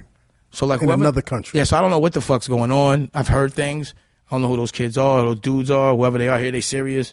But whatever it is, it should be squashed. Right. And whatever, if like somebody did an injustice to them, as gentlemen, we should be able to work it out. But like, all this us fighting with each other, man. You don't want to do that, man. Let's keep the fight for like. How do you stop black people from fighting each other? You speak on it. Honestly, that's why I'm mad. You can stop anyone. A cool head can prevail. Right. People just need someone to just say, yo, just sit in the room and talk it out. It's probably a misunderstanding. And this comes back to what you were saying earlier about accountability. Mm-hmm. These cats that have these quote unquote positions of power are not taking accountability. They don't have positions of power. They're fronting. They're making money off people. They don't put up their own money. They get a commission. So they want that shit. It's like being the producer of a reality show. They give you a bunch of liquor so you can fuck up. That's basically what they do in hip hop.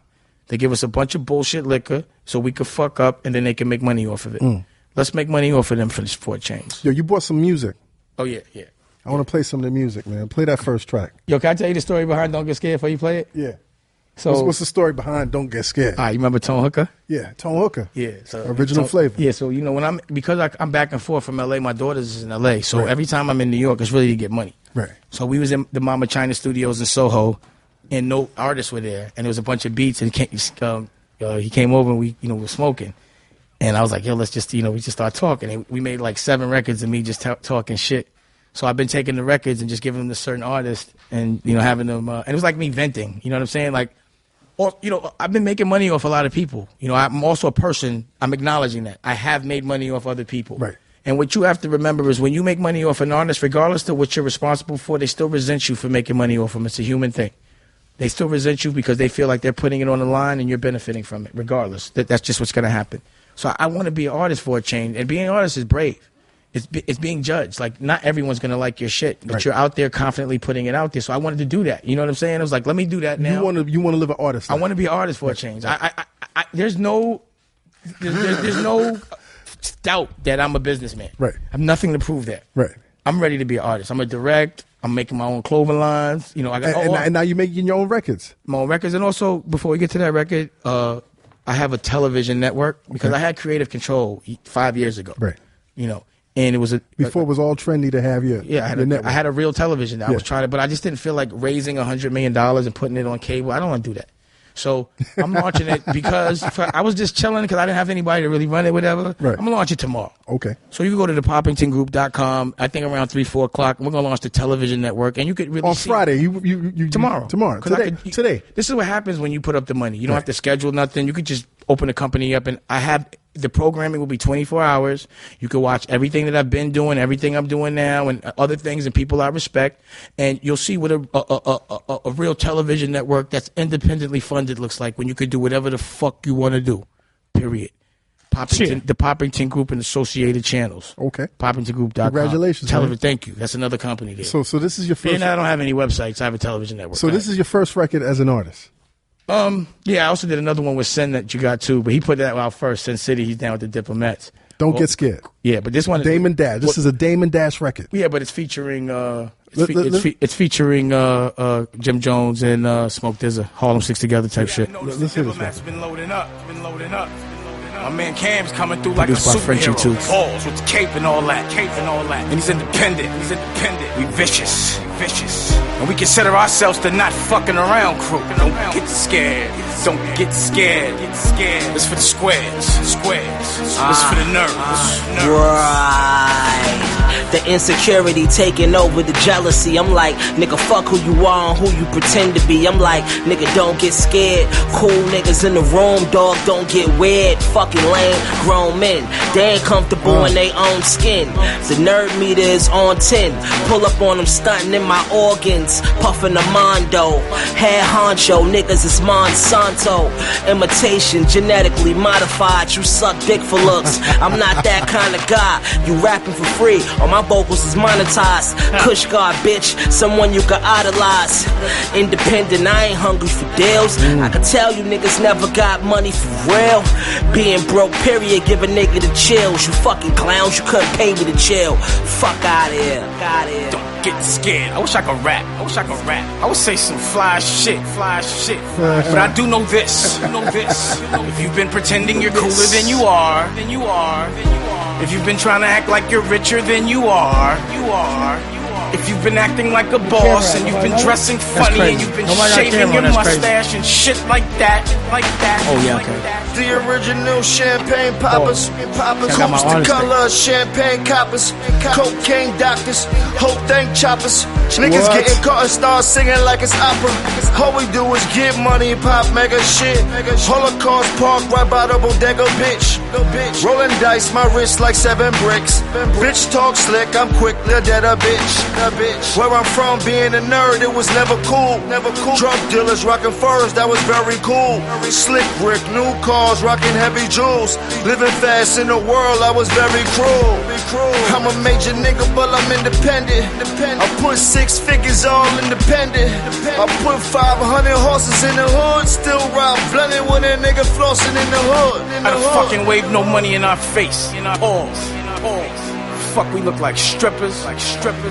Fuck is wrong with y'all niggas? We can't be bought. Can't be from Harlem. Harlem sticks together. Free big. Don't get scared. My nigga, he's coming home. I was a little skid bit, but I'm with him. And fuck y'all niggas that's not supporting him. Don't get scared. Getting called out. The nerds ain't dancing. They looking up in the sky like, woohoo, nice buildings. Yeah, cause we coming through. We taking your girls too. Fuck it. We want it. We want it all. Don't get scared. Dame Dash record, huh? Basically. Just having fun, man. You got another record, man. Yeah. Called Flip. Yeah, that's what's Sin City. Let's play this Flip record, man. Yeah. Sin was the one who was like, you need to set it on. So you going on tour, man? You gonna have a Dame Dash tour, man? For the right price. If it's something that would, I don't know, man. That artist life is kind of hard, man. No, man. I'm having fun. I'm 43, man. I'm having fun being a fucking dad, man. Fuck that shit. We from Harlem. It's all about a flip. I don't think people understand what a flip is. It just might be some Harlem shit. But this is what it is.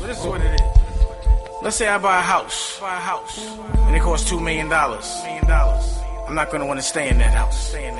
Oh shit. I'm gonna want to live in a $5 million house. Not my handmade. And after that, then I'm gonna want a car, a real nice one. And then after I'm like, fuck cars, I'm gonna want a jet. So my first safe on the back block. Dorito bag on the floor, stash spot. $10 just for a little piece. I'm bugging out, man. Doing 8, take care of my niece. Them niggas all talk, I don't see the action. Plain clothes, take him in, and they start yapping. Bottle on my lap, I'm a little saucy. I'll do a buck in this shit, get them suckers off. You know me, nigga, I sling the wire. So I don't stack, I flip. And I only flip as I'm inspired.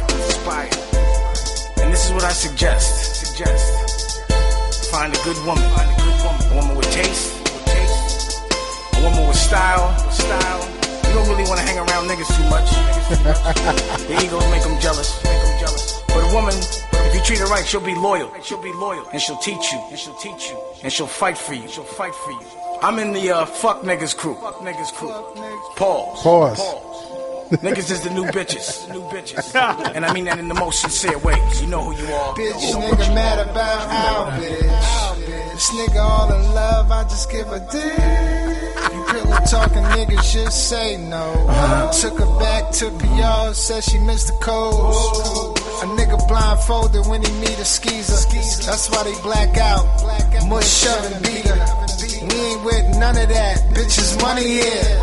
On salon fees covered when I pull her hair. She on me.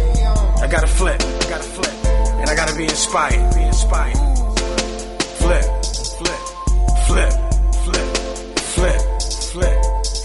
It's like a heartbeat. That's my heartbeat. My heartbeat's flip. Hear that? Flip.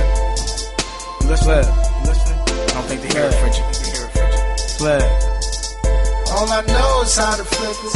Know how to cook it. Zeros on them receipts. Rolling and they love. Damon, you inspired, huh?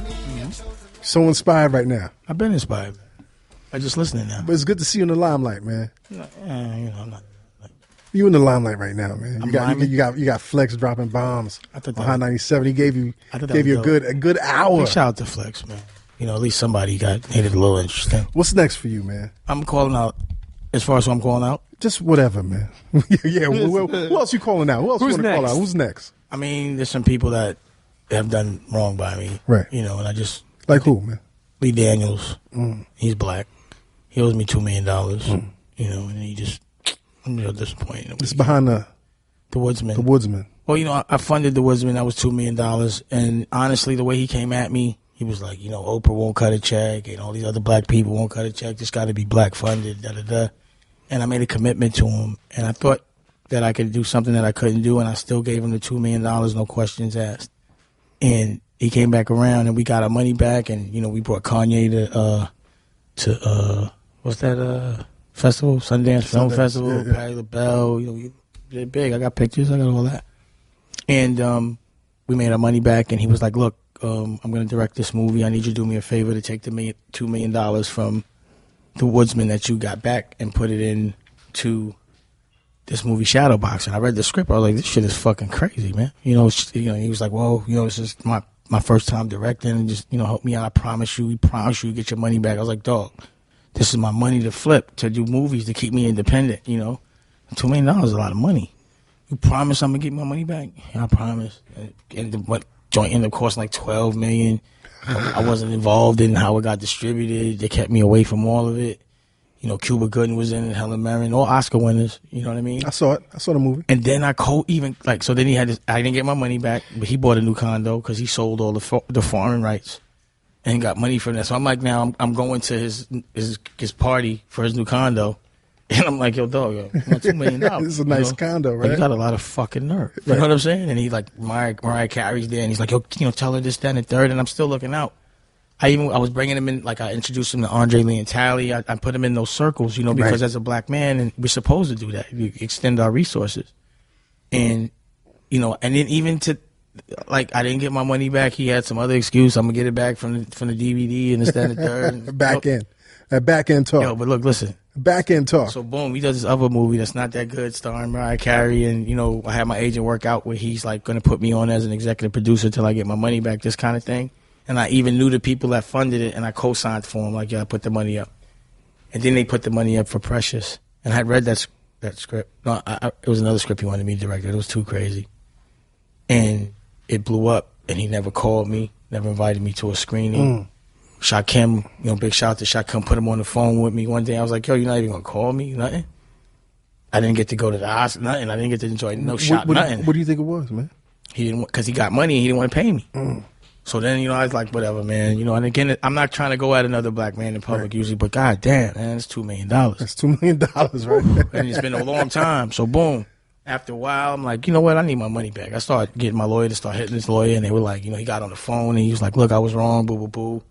And like, he had this manager that I never met that was yelling at me. It was this woman. Yelling at you? Yeah, I was like, damn. Because I guess she had lost some paper. I'm like, I don't understand what you got to do with this. Like, I don't get it, but whatever. And she's like an older lady, so I'm like, I'm not trying to argue with an older black lady. Like, I forget her name. I wish I remembered. Ask Lee about it. So, he was like, long story short, he's like, yo, the money's in TV. I'm going to do this TV thing. You know, after Still promising you. Right? I'm going to do this TV thing after the Butler. You know, I'm going to put you down with this thing with Brian Grazer, boo, boo, boo. I was like, all right, if you can make me $1 million, or that's what I was saying, at least make me $1 million. Right.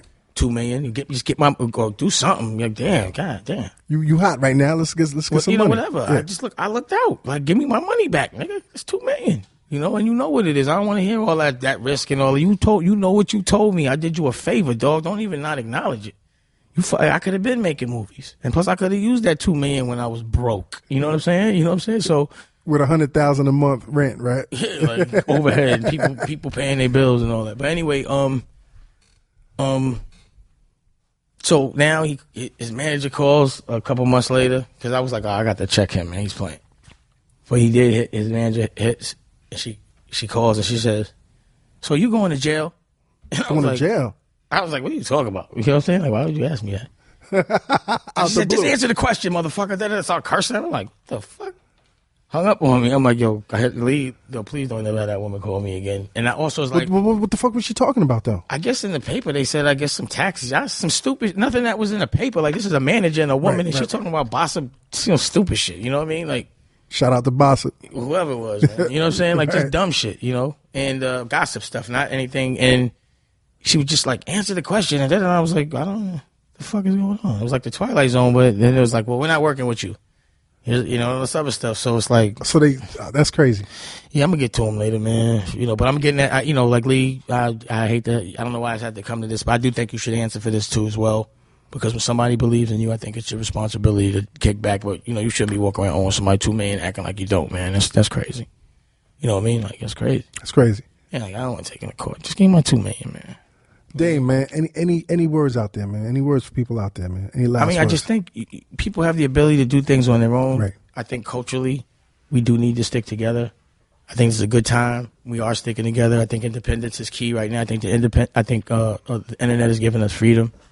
I'm loving the art movement, and I wanted to give a shout out to BK. You know, he's an artist that I'm personally co-signing.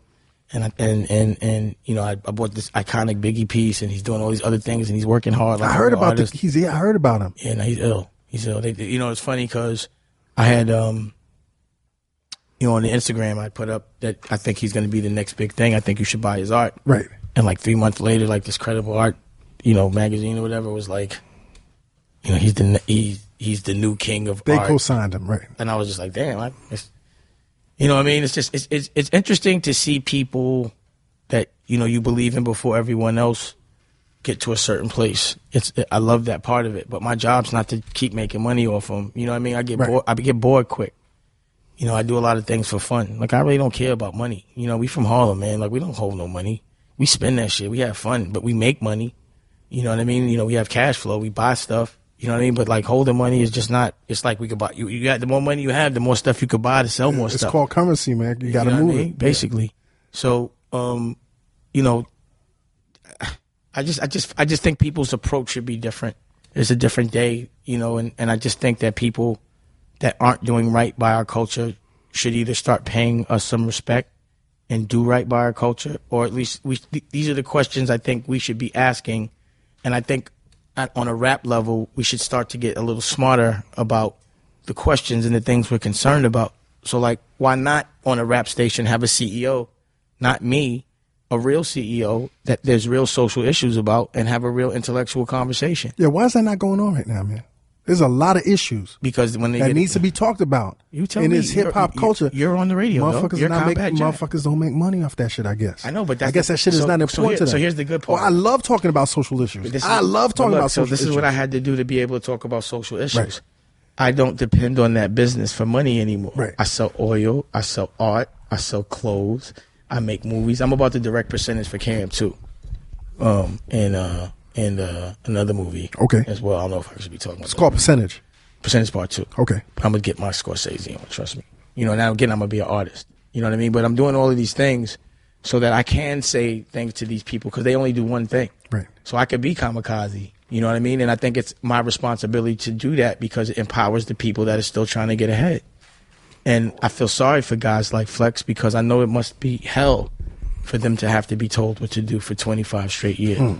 And have to go to, I'm 43. I have no desire to be in a club with 15-year-olds. Right. You know what I'm saying? And I really was trying to, like, if you notice, when I was messing with him on Instagram, I was trying to, like, give him, like, yo, be smart. You know, I was telling them, like, look at my Instagram. All I'm saying is, like, it's the culture. People are watching. Don't get on there screaming, you 46. Like, do you want your child screaming like that at 46? Nah, not at all. You know what I mean? Like, your child's not a child at 46. You're a grandfather. You're 50. You shouldn't be 50. That's crazy. And I think that somebody should talk to Hot 97 about that. Like, yo, why you haven't working that man till he old like that? Till he's 46. You know what I'm saying? Like, that's crazy. Had this nigga all out all late. You know, he probably be tired, looking all crazy on a TV show. You know what I'm saying? Acting like a child. You watch a TV show, man? I watched it once, but I had to turn. This nigga's playing video games. I'm like, this nigga's 46. What's this? I'm not all right with this. You know what I'm saying? Call of Duty for him. I just don't understand it. I'm just not this guy, man. You know, like, I don't know, man. You know, again, like, bottom line is, like, it's okay when you're 25. Right.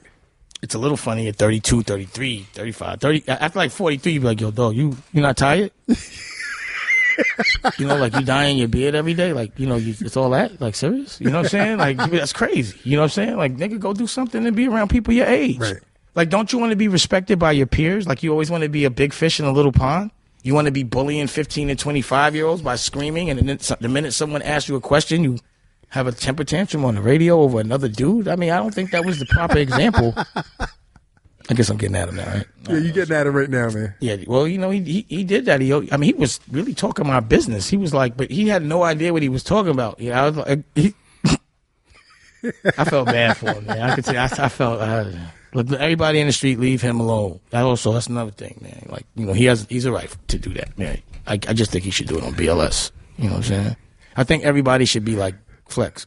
Somebody should talk to him, like whoever's with him. You know, whoever's in the circle. Whoever was passing him whoever with, like, the notes he was taking about whatever I was doing in the meeting and why, on, like, whoever was giving him, they should be like, yo, Flex, for real, I meant to tell you that, dog. Like, you know, it's time for you to probably go to BLS. Like, let somebody else have it, dog. Why you don't want nobody to have it? Like, let's ask Flex. Somebody ask Flex, who's the next Flex? Yo, Flex, who's the next Flex? He's 46. You can't do that to 46, man. His voice, his bombs didn't sound like bombs. His bombs sounded like farts. I was like, this nigga farting. Yo, his bombs getting old. His bombs is farts now. You gotta upgrade that bomb, Flex. You're gonna be 46. That shit is dusty. You can't shoot the same gun for 20 years. Niggas got a different bomb. Nigga got nuclear bombs now. Get nuclear, Flex. Don't make me some lasers. So now we got fun. Heat this nigga up real quick. You know what I'm saying? But I ain't even gonna do that. But honestly, though, you know, I if you are gonna be in the game at 46, right. He was like, look, that's why I sophisticate my stuff. I was like, what is he sophisticating? What are you talking about? Whatever he said, it was funny. My son, because I did it with my son. Right. Because I wanted my son. I was like, look, people are going to judge me right now on the radio, and I'm not gonna care. Right. You're gonna watch me. So I didn't know what Flex was gonna say. I didn't know how. Also, I didn't like that he called me a clown. So I'm gonna talk to him. And stupid. He called me stupid. We'll talk offline about like that. Right. Like, now that's gonna be my ego, and we're gonna have a conversation, Flex. You and Flex. Yeah. Mm-hmm. And we won't televise that, but it'll be a conversation nonetheless. But I don't think I deserve to get disrespected like that. Of course not. Like, I'm not gonna call him a clown.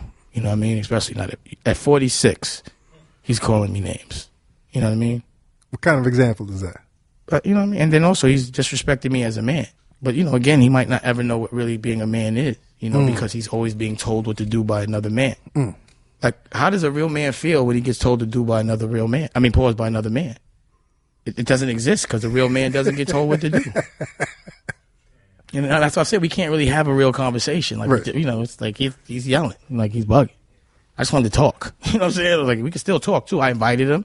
I even went on his Instagram. I was like, Flex, I'm asking you, let's come and have a conversation. You know, this is not going to be any violence. You know what I'm saying? It's never. Why should I talk with you? And again, do not let them take the focus off the issues. I'm talking about Leor. I'm talking about Joey. I'm talking about Todd Moskowitz. And there's more of you I'm going to talk about. And once again, man, this is not a racial thing. Why? Yeah, that's it. It's not a racial thing. I just want to clarify. Come on, man. I'm around white people all day. And look, this guy has a high top fade right there. You know what I'm saying? She's black. Justice Greek. He's white. You know what I'm saying? Like, what is that? That's bullshit. It's like, when I say culture, I mean the culture. Yes. Like, okay, let me tell you another story about Leor. All right. Now, you know, he thinking I'm dumb. This is when he first signed with the co-venture. Yeah. So I just asked him just to see what he would tell me. I was like, yo, dog. To test him. You want to test him. But I'm black, so I couldn't do that. Right. You know what I'm saying? But I was like, yo, you know, what would make me rich? You know what he told me? $600,000 after taxes. Would make you rich. Yeah. And, you know, that meant that he wanted me to think that I was rich if I had $600,000. That was the goal that he wanted to plant. That's what he planted in my mind. Right. Or wanted to plant in your mind. I was like, damn, he plays. He's playing chess. I respected his gangster. Right. But I just was like, damn, people ain't ready. You know what I'm saying? Like, I would see him, like, you know, move places to like, he wouldn't even be in the zip code. Like, he'd go to townhouse, but he was like a couple of blocks away from the real zip code. But he fronting on us, right? I almost was going to buy that shit just to fuck with him, but I don't even care about him enough. But anyway, but then I would see him tell Kevin Lowndes to go live 2 hours away in the swamp in Jersey. And I'd be like, why? I said, Kev, why he tell you to move out here, but he living on Park Avenue? Like, why? You know what I'm saying? That don't make sense. He wants you to settle. He wants you to think you living, dog. You're not. You know what I'm saying? So also I would be like, I get it, Kev, because I always be like, Kev, how do you let these people make money off us? You got it, Kev, man. You got it, Kev. Always. Because he was always doing what he was told, and that shit is disgusting to me. You know, he's a good dude, too. You know, he is a good dude, He's a man. survivor. Like, he's not a fighter. I'm a fighter. You know, and also if you're going to help hurt the culture, get paid. At least get paid. Don't do it in front of me, man. Right. Like, I can't, you know, like I said, if you're going, like, you know, like Mike Kaiser, he was another dude. You know, he just does what he's told. And they all have positions now. You know what I mean? Like I don't, like a guy like Todd Moskowitz, he's a lawyer. He has no swag at all. You remember Todd? Yeah, I remember Todd. And like Leor just gives him a job. Like, that's nepotism to the fullest. You know, he has no idea. He can't dance. And now he walk around with scarves looking all crazy. You know what I'm saying? Even with Wiz Khalifa, right? It was crazy. And again, I was kicking it with Wiz and Currency. We was making music. We go to Woodstock, smoke weed and make music, and we was making short films and shit. And this is my word. He went up there with my cousin Keefe, him and Wiz and Currency. I was looking at it on the television network yesterday. And like the next day, a Suburban came up. And I was in the middle of Woodstock, 10 acres, it was crazy. Pulled up, 2 white people jumped out, pulled Wiz, and just took him. That shit happened. Asked Wiz about this. She was like, I don't even know these niggas. And then he had this manager, Benji. Yeah. And you know, we made a lot of records, but I didn't put them out because when the reason why I just told the story is because I ran into Todd in the club and I was like, yo, you used to have this kid, Wiz. Y'all signed him, but y'all dropped him. I was like, you guys are dumb. You know what I'm saying? Like, I just told him, like, I'm not even trying to sign him or nothing. I'm just telling you, you know? And then they came back around and, you know, I don't know. I'm not going to speak his business, but, you know, I just didn't like the way the kid, Benji, like when we were going to put out the records, he was talking to me crazy, and I just felt like he didn't respect the culture. Like, how could you talk to me like that? Right. You know, you on the come up. You not even on the come up. Like, you're not from this culture. Right. So if you talk to me with respect, regardless. Like, don't we just get on the phone about a clearance for a record that's an indie record and just think you're going to talk to me all crazy? Like, I got to check him. But you know, Benji, you also that kid. I don't even know what he looked like if I see him, but I didn't forget that either. You know what I'm saying? Like, all these little signs of disrespect from people that are making money from my culture, and then they don't even talk to the people that have paved the way for them to make money off my culture any respect. Like, you're going to have to at least respect the culture. Of course. You know, or at least do something in your culture where I should respect you. Like, you're going to come in my culture. You can't come on my block unless you got your own block locked down, period. Of course. Period. So how you come and get money in my culture and you ain't getting money in yours? On your own shit. I don't understand this. And why do people believe you? That's a great point, man. Don't make no sense. That is a great point, man. You know what I'm saying? So these little things that, you know, are things that through the years, and again, you look at all those tapes, revisit them. And the thing is, the reason why I used to bring the camera was because I needed a witness, because I knew they were going to, like, that thing that happened in Def Jam. Right. What happened was, God bless the dead, Biggs' brother got killed. And we were at a wake. And all of a sudden, we heard through the grapevine that there's going to be this whole full meeting with Def Jam and Jay. And honestly, that doesn't make sense. Right. So they said... Because Jay was your artist. Yeah, it just doesn't add up. Right. It's just wrong. You know what I'm saying? So I need y'all to ask Randy Acker. I need you to ask Kevin Lyles why we are having a meeting without his artist. Right. Publicly. Ask him. They want to answer me. I had to yell and shit. I guess Flex was already answering that. He didn't answer it. He was answering it today. He was like, you were already out the picture. Then somebody was doing something that wasn't right. Right. So either there's somebody dead wrong. Who is it? So I'm still fighting. Like I of course, why shouldn't I? If I'm out, if somebody didn't speak to you like a man, yeah. Why would that happen? Why would that be approached that way? So I would never think that. I'm gonna always give my man the benefit of the doubt. Right. So he's trying to throw Jay under the bus. And also, Flex, if you're going to throw Jay under the bus, throw him under the bus. You know what I'm saying? He called out Juan and all these other dudes saying you let them get close to him. So you telling me they did something they shouldn't have did? Speak on that thing. And why is it taking me to say something about somebody else outside your culture for you to now start addressing it? Why wasn't it an issue before? Why were you holding all that in? He honestly had something on his chest for a long time. Why did it take me talking about Joey, a man that won't defend himself verbally? Like, if he's a boss, he should be able to give orders and he should be able to answer questions. Well, like Flex said, he's standing up for his friend. What is that? What is this? We in third grade? He's 46. I'm standing up for my friends. That's what friends do. And don't say you tried to pay me either. That was funny. Why do you keep saying that? I guess because of the story, like y'all bought him a bag of. I tried. Yeah, what the fuck? I wanted to buy him. He gonna work for them. He can't work for me. That was always my thing. Why you take their check? That is a different thing, though. That is payola, though. Whatever. I don't know. I'm fucking 20 years old. I don't know what the fuck about no payola, nigga. I was selling drugs. What the fuck? Everything's payola, nigga. I'm not claiming that. We were in our 20s. What the fuck? Trying to get on. I was 20. Half my brain wasn't developed. I didn't know that shit was wrong or right. I thought he was programming this shit. Why would the fuck I'm paying the wrong dude? He's not the boss. I thought he was. No, he's not even a nigga to pay. The reason why he couldn't take it because he's not the boss. Right. I couldn't pay him to program. He has no decision making on what plays. So I was like, oh, who could I pay? That's what I'm asking him. Hey, you don't want to mess with those guys. All right, man. Yo, Damon, play your position, man. You're not supposed to fuck all our money up. He thinks I'm gonna fuck his money up. But he's 46. What money is he protecting? Spend some money, Flex, man. Stop buying them old ass cars, man. I mean, they're good and all that, but go have some fun, man. Run around the world, man. Like, what could you be doing? There's a whole world going on. If you have to be someplace every day at a certain time, you can't see shit. He spent his whole fucking life in that fucking little ass studio. He's in a caged animal. Of course he's living in an alternate reality. He's in jail. Get out of jail, Flex. Go take a vacation or something, nigga. Look at his Instagram. He ain't no ocean in that man's life. He needs some ocean, man. That nigga needs some salt water because he's salty. Heating this nigga up, right? I want him, stop the whole radio station again and talk about me for 20 minutes, you stupid ass. No, I'm not going to say that. See?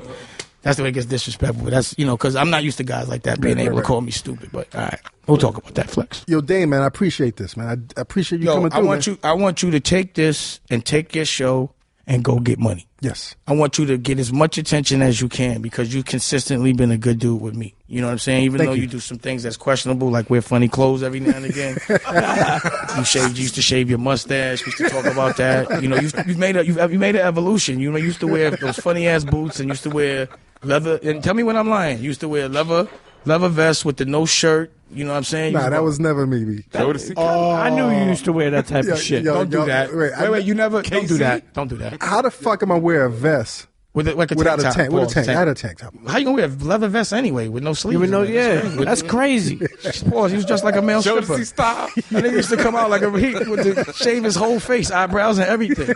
Yo, you bugging. You bugging right now. Nah, you used to shave your mustache. Of course. Yeah, so that was funny to me. But not the eyebrows. It looked like it though. All right. Yo, listen, man. But we cannot let him go without, listen, one of our best episodes was the time Dame came on before. Yes. You know, and it's Just Blaze, but it's so funny. Up, Just. Damn, why you don't keep up? Yes, I fuck with Just. Sorry about that. I thought you meant talking about this Just. No, that's Just. Pause. The other Just. Yeah, this one. No, but I mean, the one with the joint in his hand. Pause. There's a lot of joints in the room right now. Yeah, definitely. There are a lot of joints. What would you about to say? I wouldn't be able to do this in the corporate environment. Of course not. Just seeing, you know, him and Just connect afterwards. It's good seeing with the belt buckle. I mean, it just, you know, it spoke a lot for what we done on that episode, you know. That honestly, I really liked the episode, man, because you guys were honest, and I want to do a TV show with you. I think we should do like an intellectual show about me. I'm willing to stand up for the culture. I'll be that guy. But I'll call out whoever I want to call out, and I could have a documentary about them and shit like that. And then we can give them the opportunity to speak, and you can ask intelligent questions. Or you could talk to them or something. But, either way, I just think there should be an intelligent approach for hip-hop. Of course. Because we are intelligent people. Of course, man. And most of us are, man. But why that's the crazy let me ask you a shit. question. Why do you think, you didn't even ask me about when I flipped on the Daily News. You slipping.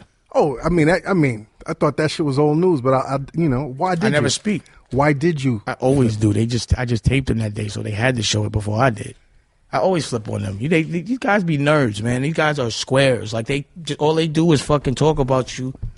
Does that shit get tiring, man? Not at all. I love that shit. To be talked about, though. I mean, you know me. Do you think I don't like being talked about? I mean, but at a certain point, man. What? What point? You don't know me, man. But people bother you, right? No, you must. You know me, man. When have you ever seen me bothered at all? I love it.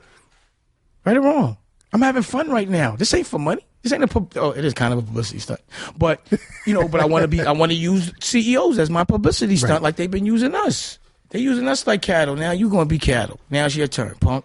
Now, that's what I'm saying. You've been using us, we using you. And I'm speaking for everybody that can't say it. Y'all, it's all right, you ain't got to say it. I got independent just so I could punish y'all. Period. Cheer. I'm punishing y'all, and it's for y'all. It's for my culture. Power to all of us. Fuck that shit. I'm not just talking about black people. Everyone that's like-minded, that believes in sharing. Everyone that's corporate is not sharing. All these people get these deals. All these people fucking, get these jobs, and then they don't even cut checks for their friends that they've been knowing for 20 years. They get crazy like it's That's their crazy, money. man. That is crazy, man. Yeah, but why nobody speaking on it? Why I'm the only one speaking on it? Where's everybody else? Everybody's scared. But no disrespect, it's okay. You don't have to be built like Stop me. being scared. No, honestly, you could be. Nah, stop being scared. I don't judge people. It's time for cats to stop being scared. But my point is, I'm not judging them for that. Right. No, you're not judging them, but it's time for cats to stop being scared. Not everybody's built for what I'm built for. Right. You understand? Nobody's, I have a different survival skill, man. I came up in the 80s on 142nd and Linux. My survival skills are way different. They don't know who they're dealing with. But also, I'm not stupid. You're right. But that's not a stat. A lot of us ain't stupid. But for some reason, they keep hiring. Why do you think that Hot 97 keeps a 46-year-old on the most powerful slot? Because they want everybody to think it's all right to be 46 and have a job. Hot 97, why y'all doing that? Why don't y'all promote some people in our culture? Why Hot 97 ain't doing nothing for the culture? They got a bunch of people that fight for them. Big shout out to Miss Info. Like, she can't even come on the shit because she got to be afraid for a job. And everybody else that works. You don't have to fight that fight, but you don't own none of that. It's not yours. So why are you fighting for it? You think if I diss Hot 97, I'm dissing you? That's like saying if I diss a club, the bouncer should be mad. You don't own that club? The fuck you mad about? Because now you don't look so cool because you work for them?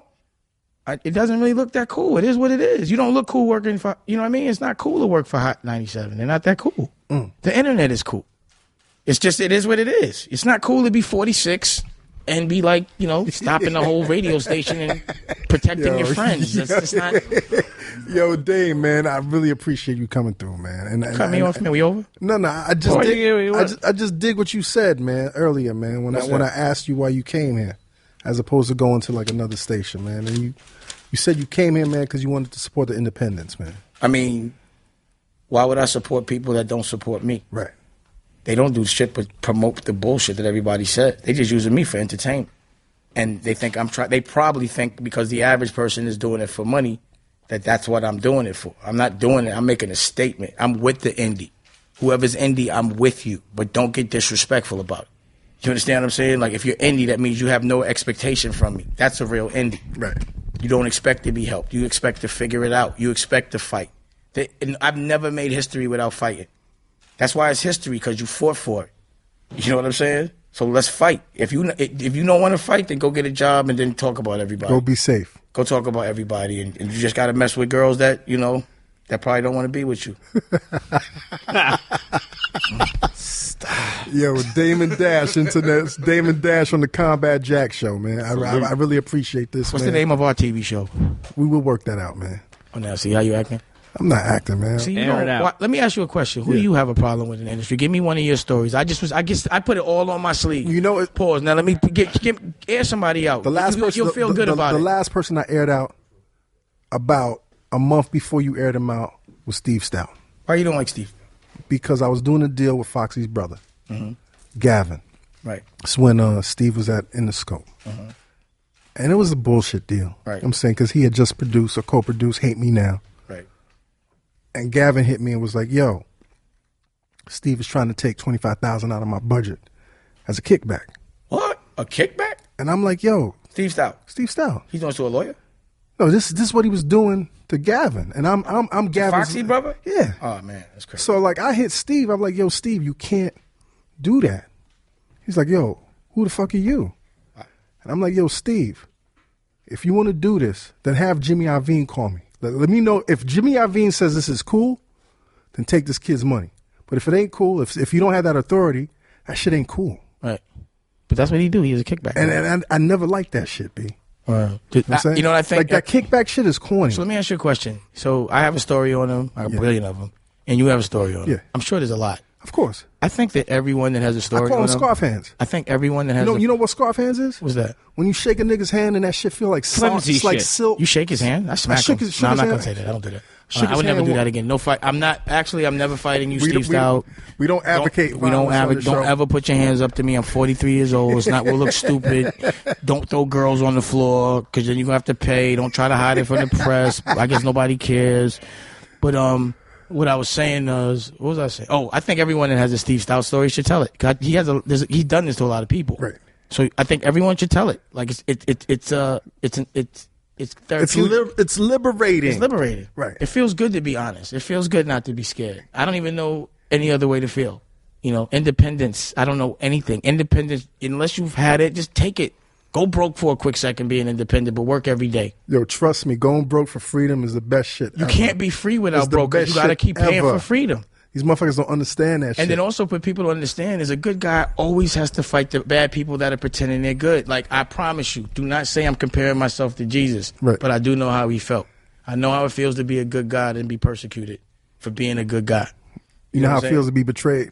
Well, I don't really have an expectation. The thing is, what people think they be betraying me for, I don't even want it. You know me, man. I like to run around and have fun, man. I'm not stuck on the same block all day. I can't go to a same job every day at 6 o'clock for 25 straight years and wear funny lime Purple New York, Lime New York purple New York Yankee hats? Yankees hat. lime New York Yankee hats at 46 years old. You should get a little clown Yankee hat and put that shit right there. Yeah. But anyway, I shouldn't be. I feel like a bully. I'm sorry, Flex. You know what I mean? And also, he did within whatever that was that he did. And Airing you out. You're not being a bully. I mean, he called you a clown, called you stupid. You haven't said one of those things. Right. You're being professional tonight. I called him a this clown whole for air it something out is somewhat. Yeah. But he didn't have to do that. And you're a professional button pusher. So he didn't hurt your feelings tonight. Flex hurt my feelings. Seriously. Flex. He said, a 46-year-old man said, "I'm protecting my friend." He did this in front of millions of people. Like, I felt bad. I know the people in the room, because I was starting to feel awkward. Like, I almost was going to throw in the white flag because you're making me feel awkward, because this can't be good for you. You know what I'm saying? You know what I mean? I don't know. I think he should I just think he should go to BLS. I think so. What you think? I think that'd be a good move for him. I just don't understand. It's a legacy station. But how could a 46-year-old... And BLS is doing very well, man. BLS is actually doing better than... Yeah, but midlife crisis, insecurities, if you have to dye your beard more than once a week... How do you know he's dyeing his beard, man? I didn't say that. I just said if you have to. Why are you saying this stuff? Because it sounds funny. But if it's true... if it's true... I don't know. I suspect that. I don't know. I got gray hair, but I make it match my outfit. You know what I mean? You get the Heather Gray CEO crew neck. Keep going. Pause. So Good pause on I that. got the dipshit shirt. Shooting stars. Dipshit is good, man. Pennies. Penny foam positive. And you see the socks match back to reflective socks. Match back to Match the Match beard. the gray. Match the beard. yeah, the beard. The gray. Be truthful, man. What you mean truthful? No, I'm saying just be truthful. Look at my glasses. They match my beard too. Harlem shit. Yeah, that's some Harlem shit. Don't act like my bucket's not low like fuck it though. You know. Yo, Dame, man. Yo, Reg. Thanks for coming on, man. I called you by your government. I'm sorry. That's all right.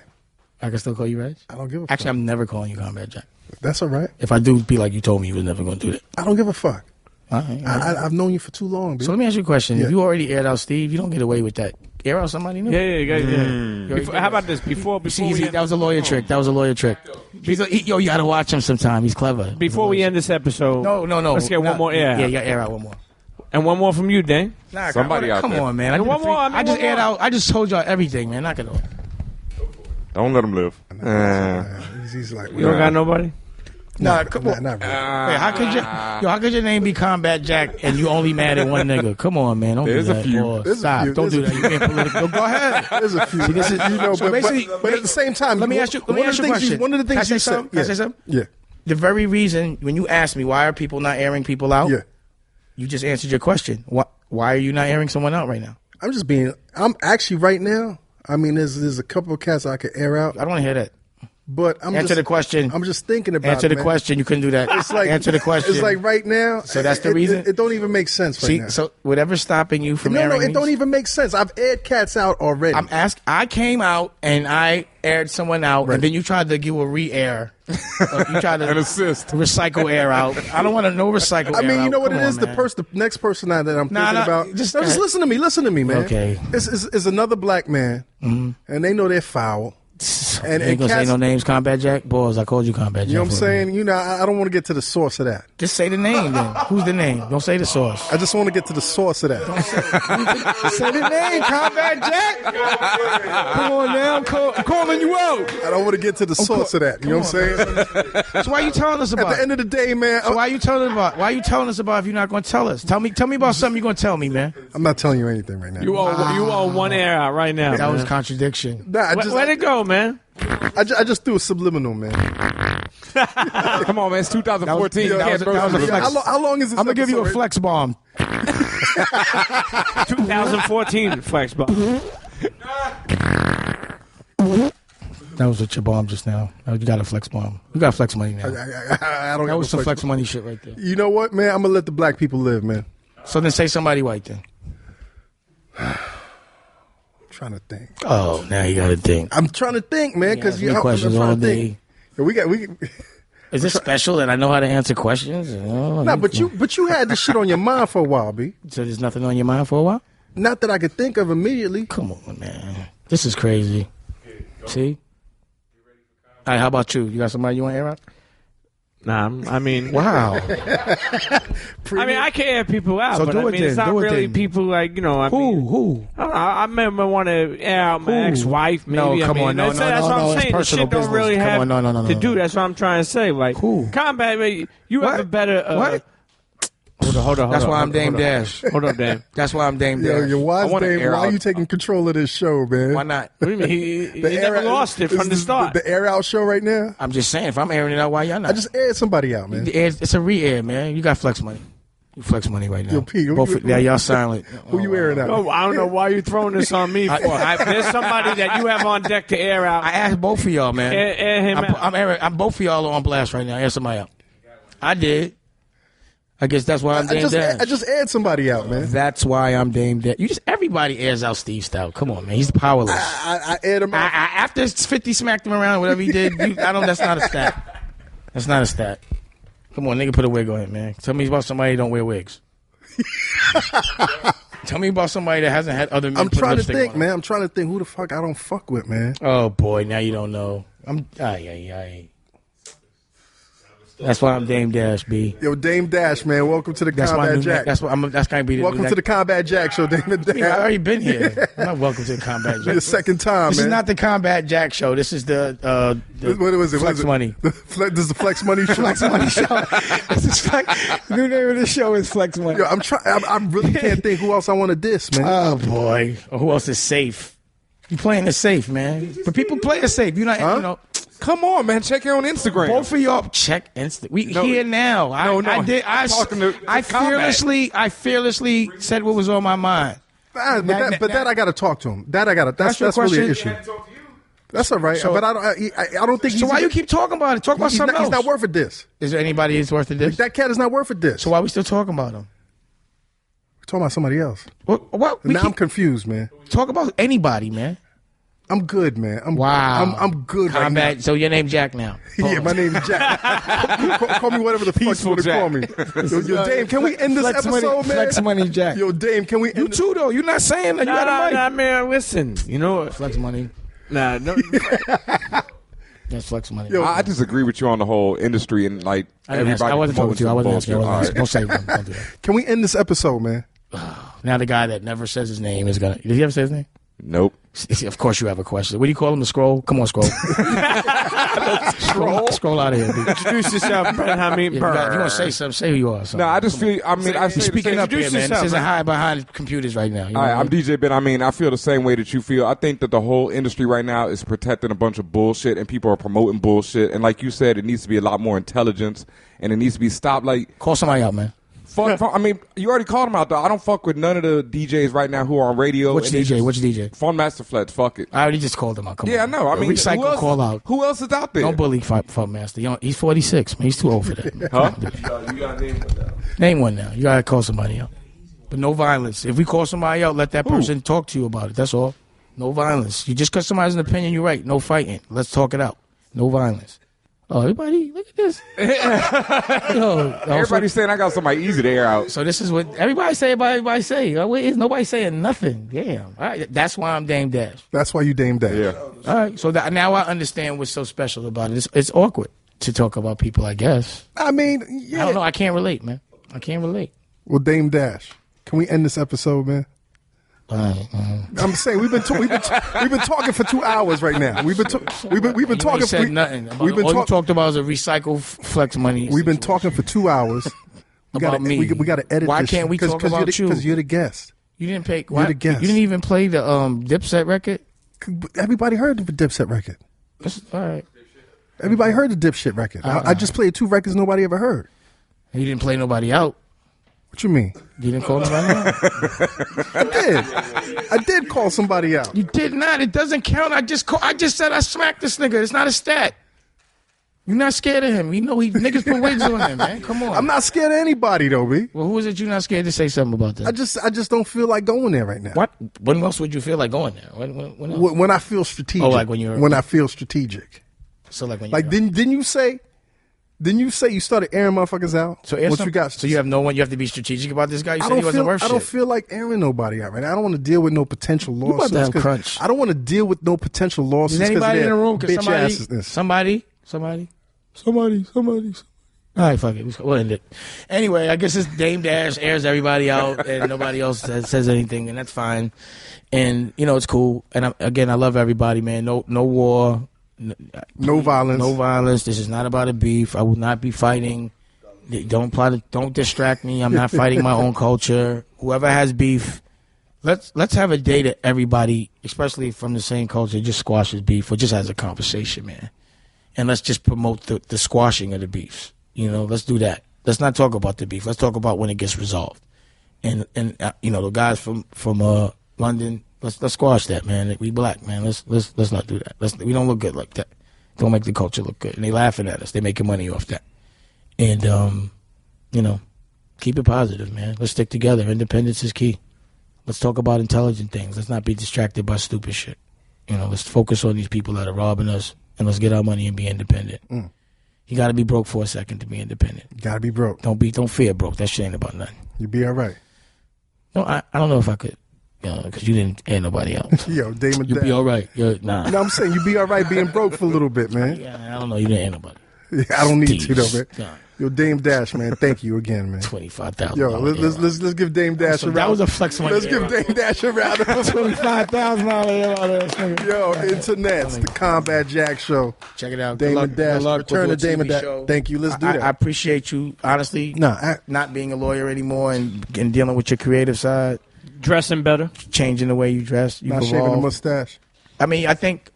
Well, let me ask you a question. Yeah. All that time you was dressing like that, did you feel funny? Nah, not at all. So what made you stop?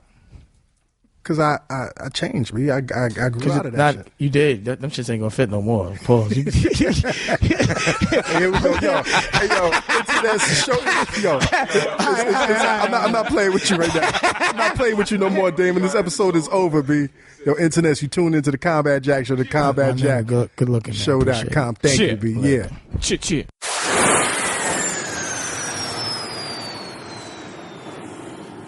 Hey, yo, internet, you tuned into the Combat Jack Show, the CombatJackShow.com. Damn, this is a crazy episode. And right now we got Mayhem Lauren. Lorenovich, what up? And Buck Wild in the building, man. Silk Pyramids, man.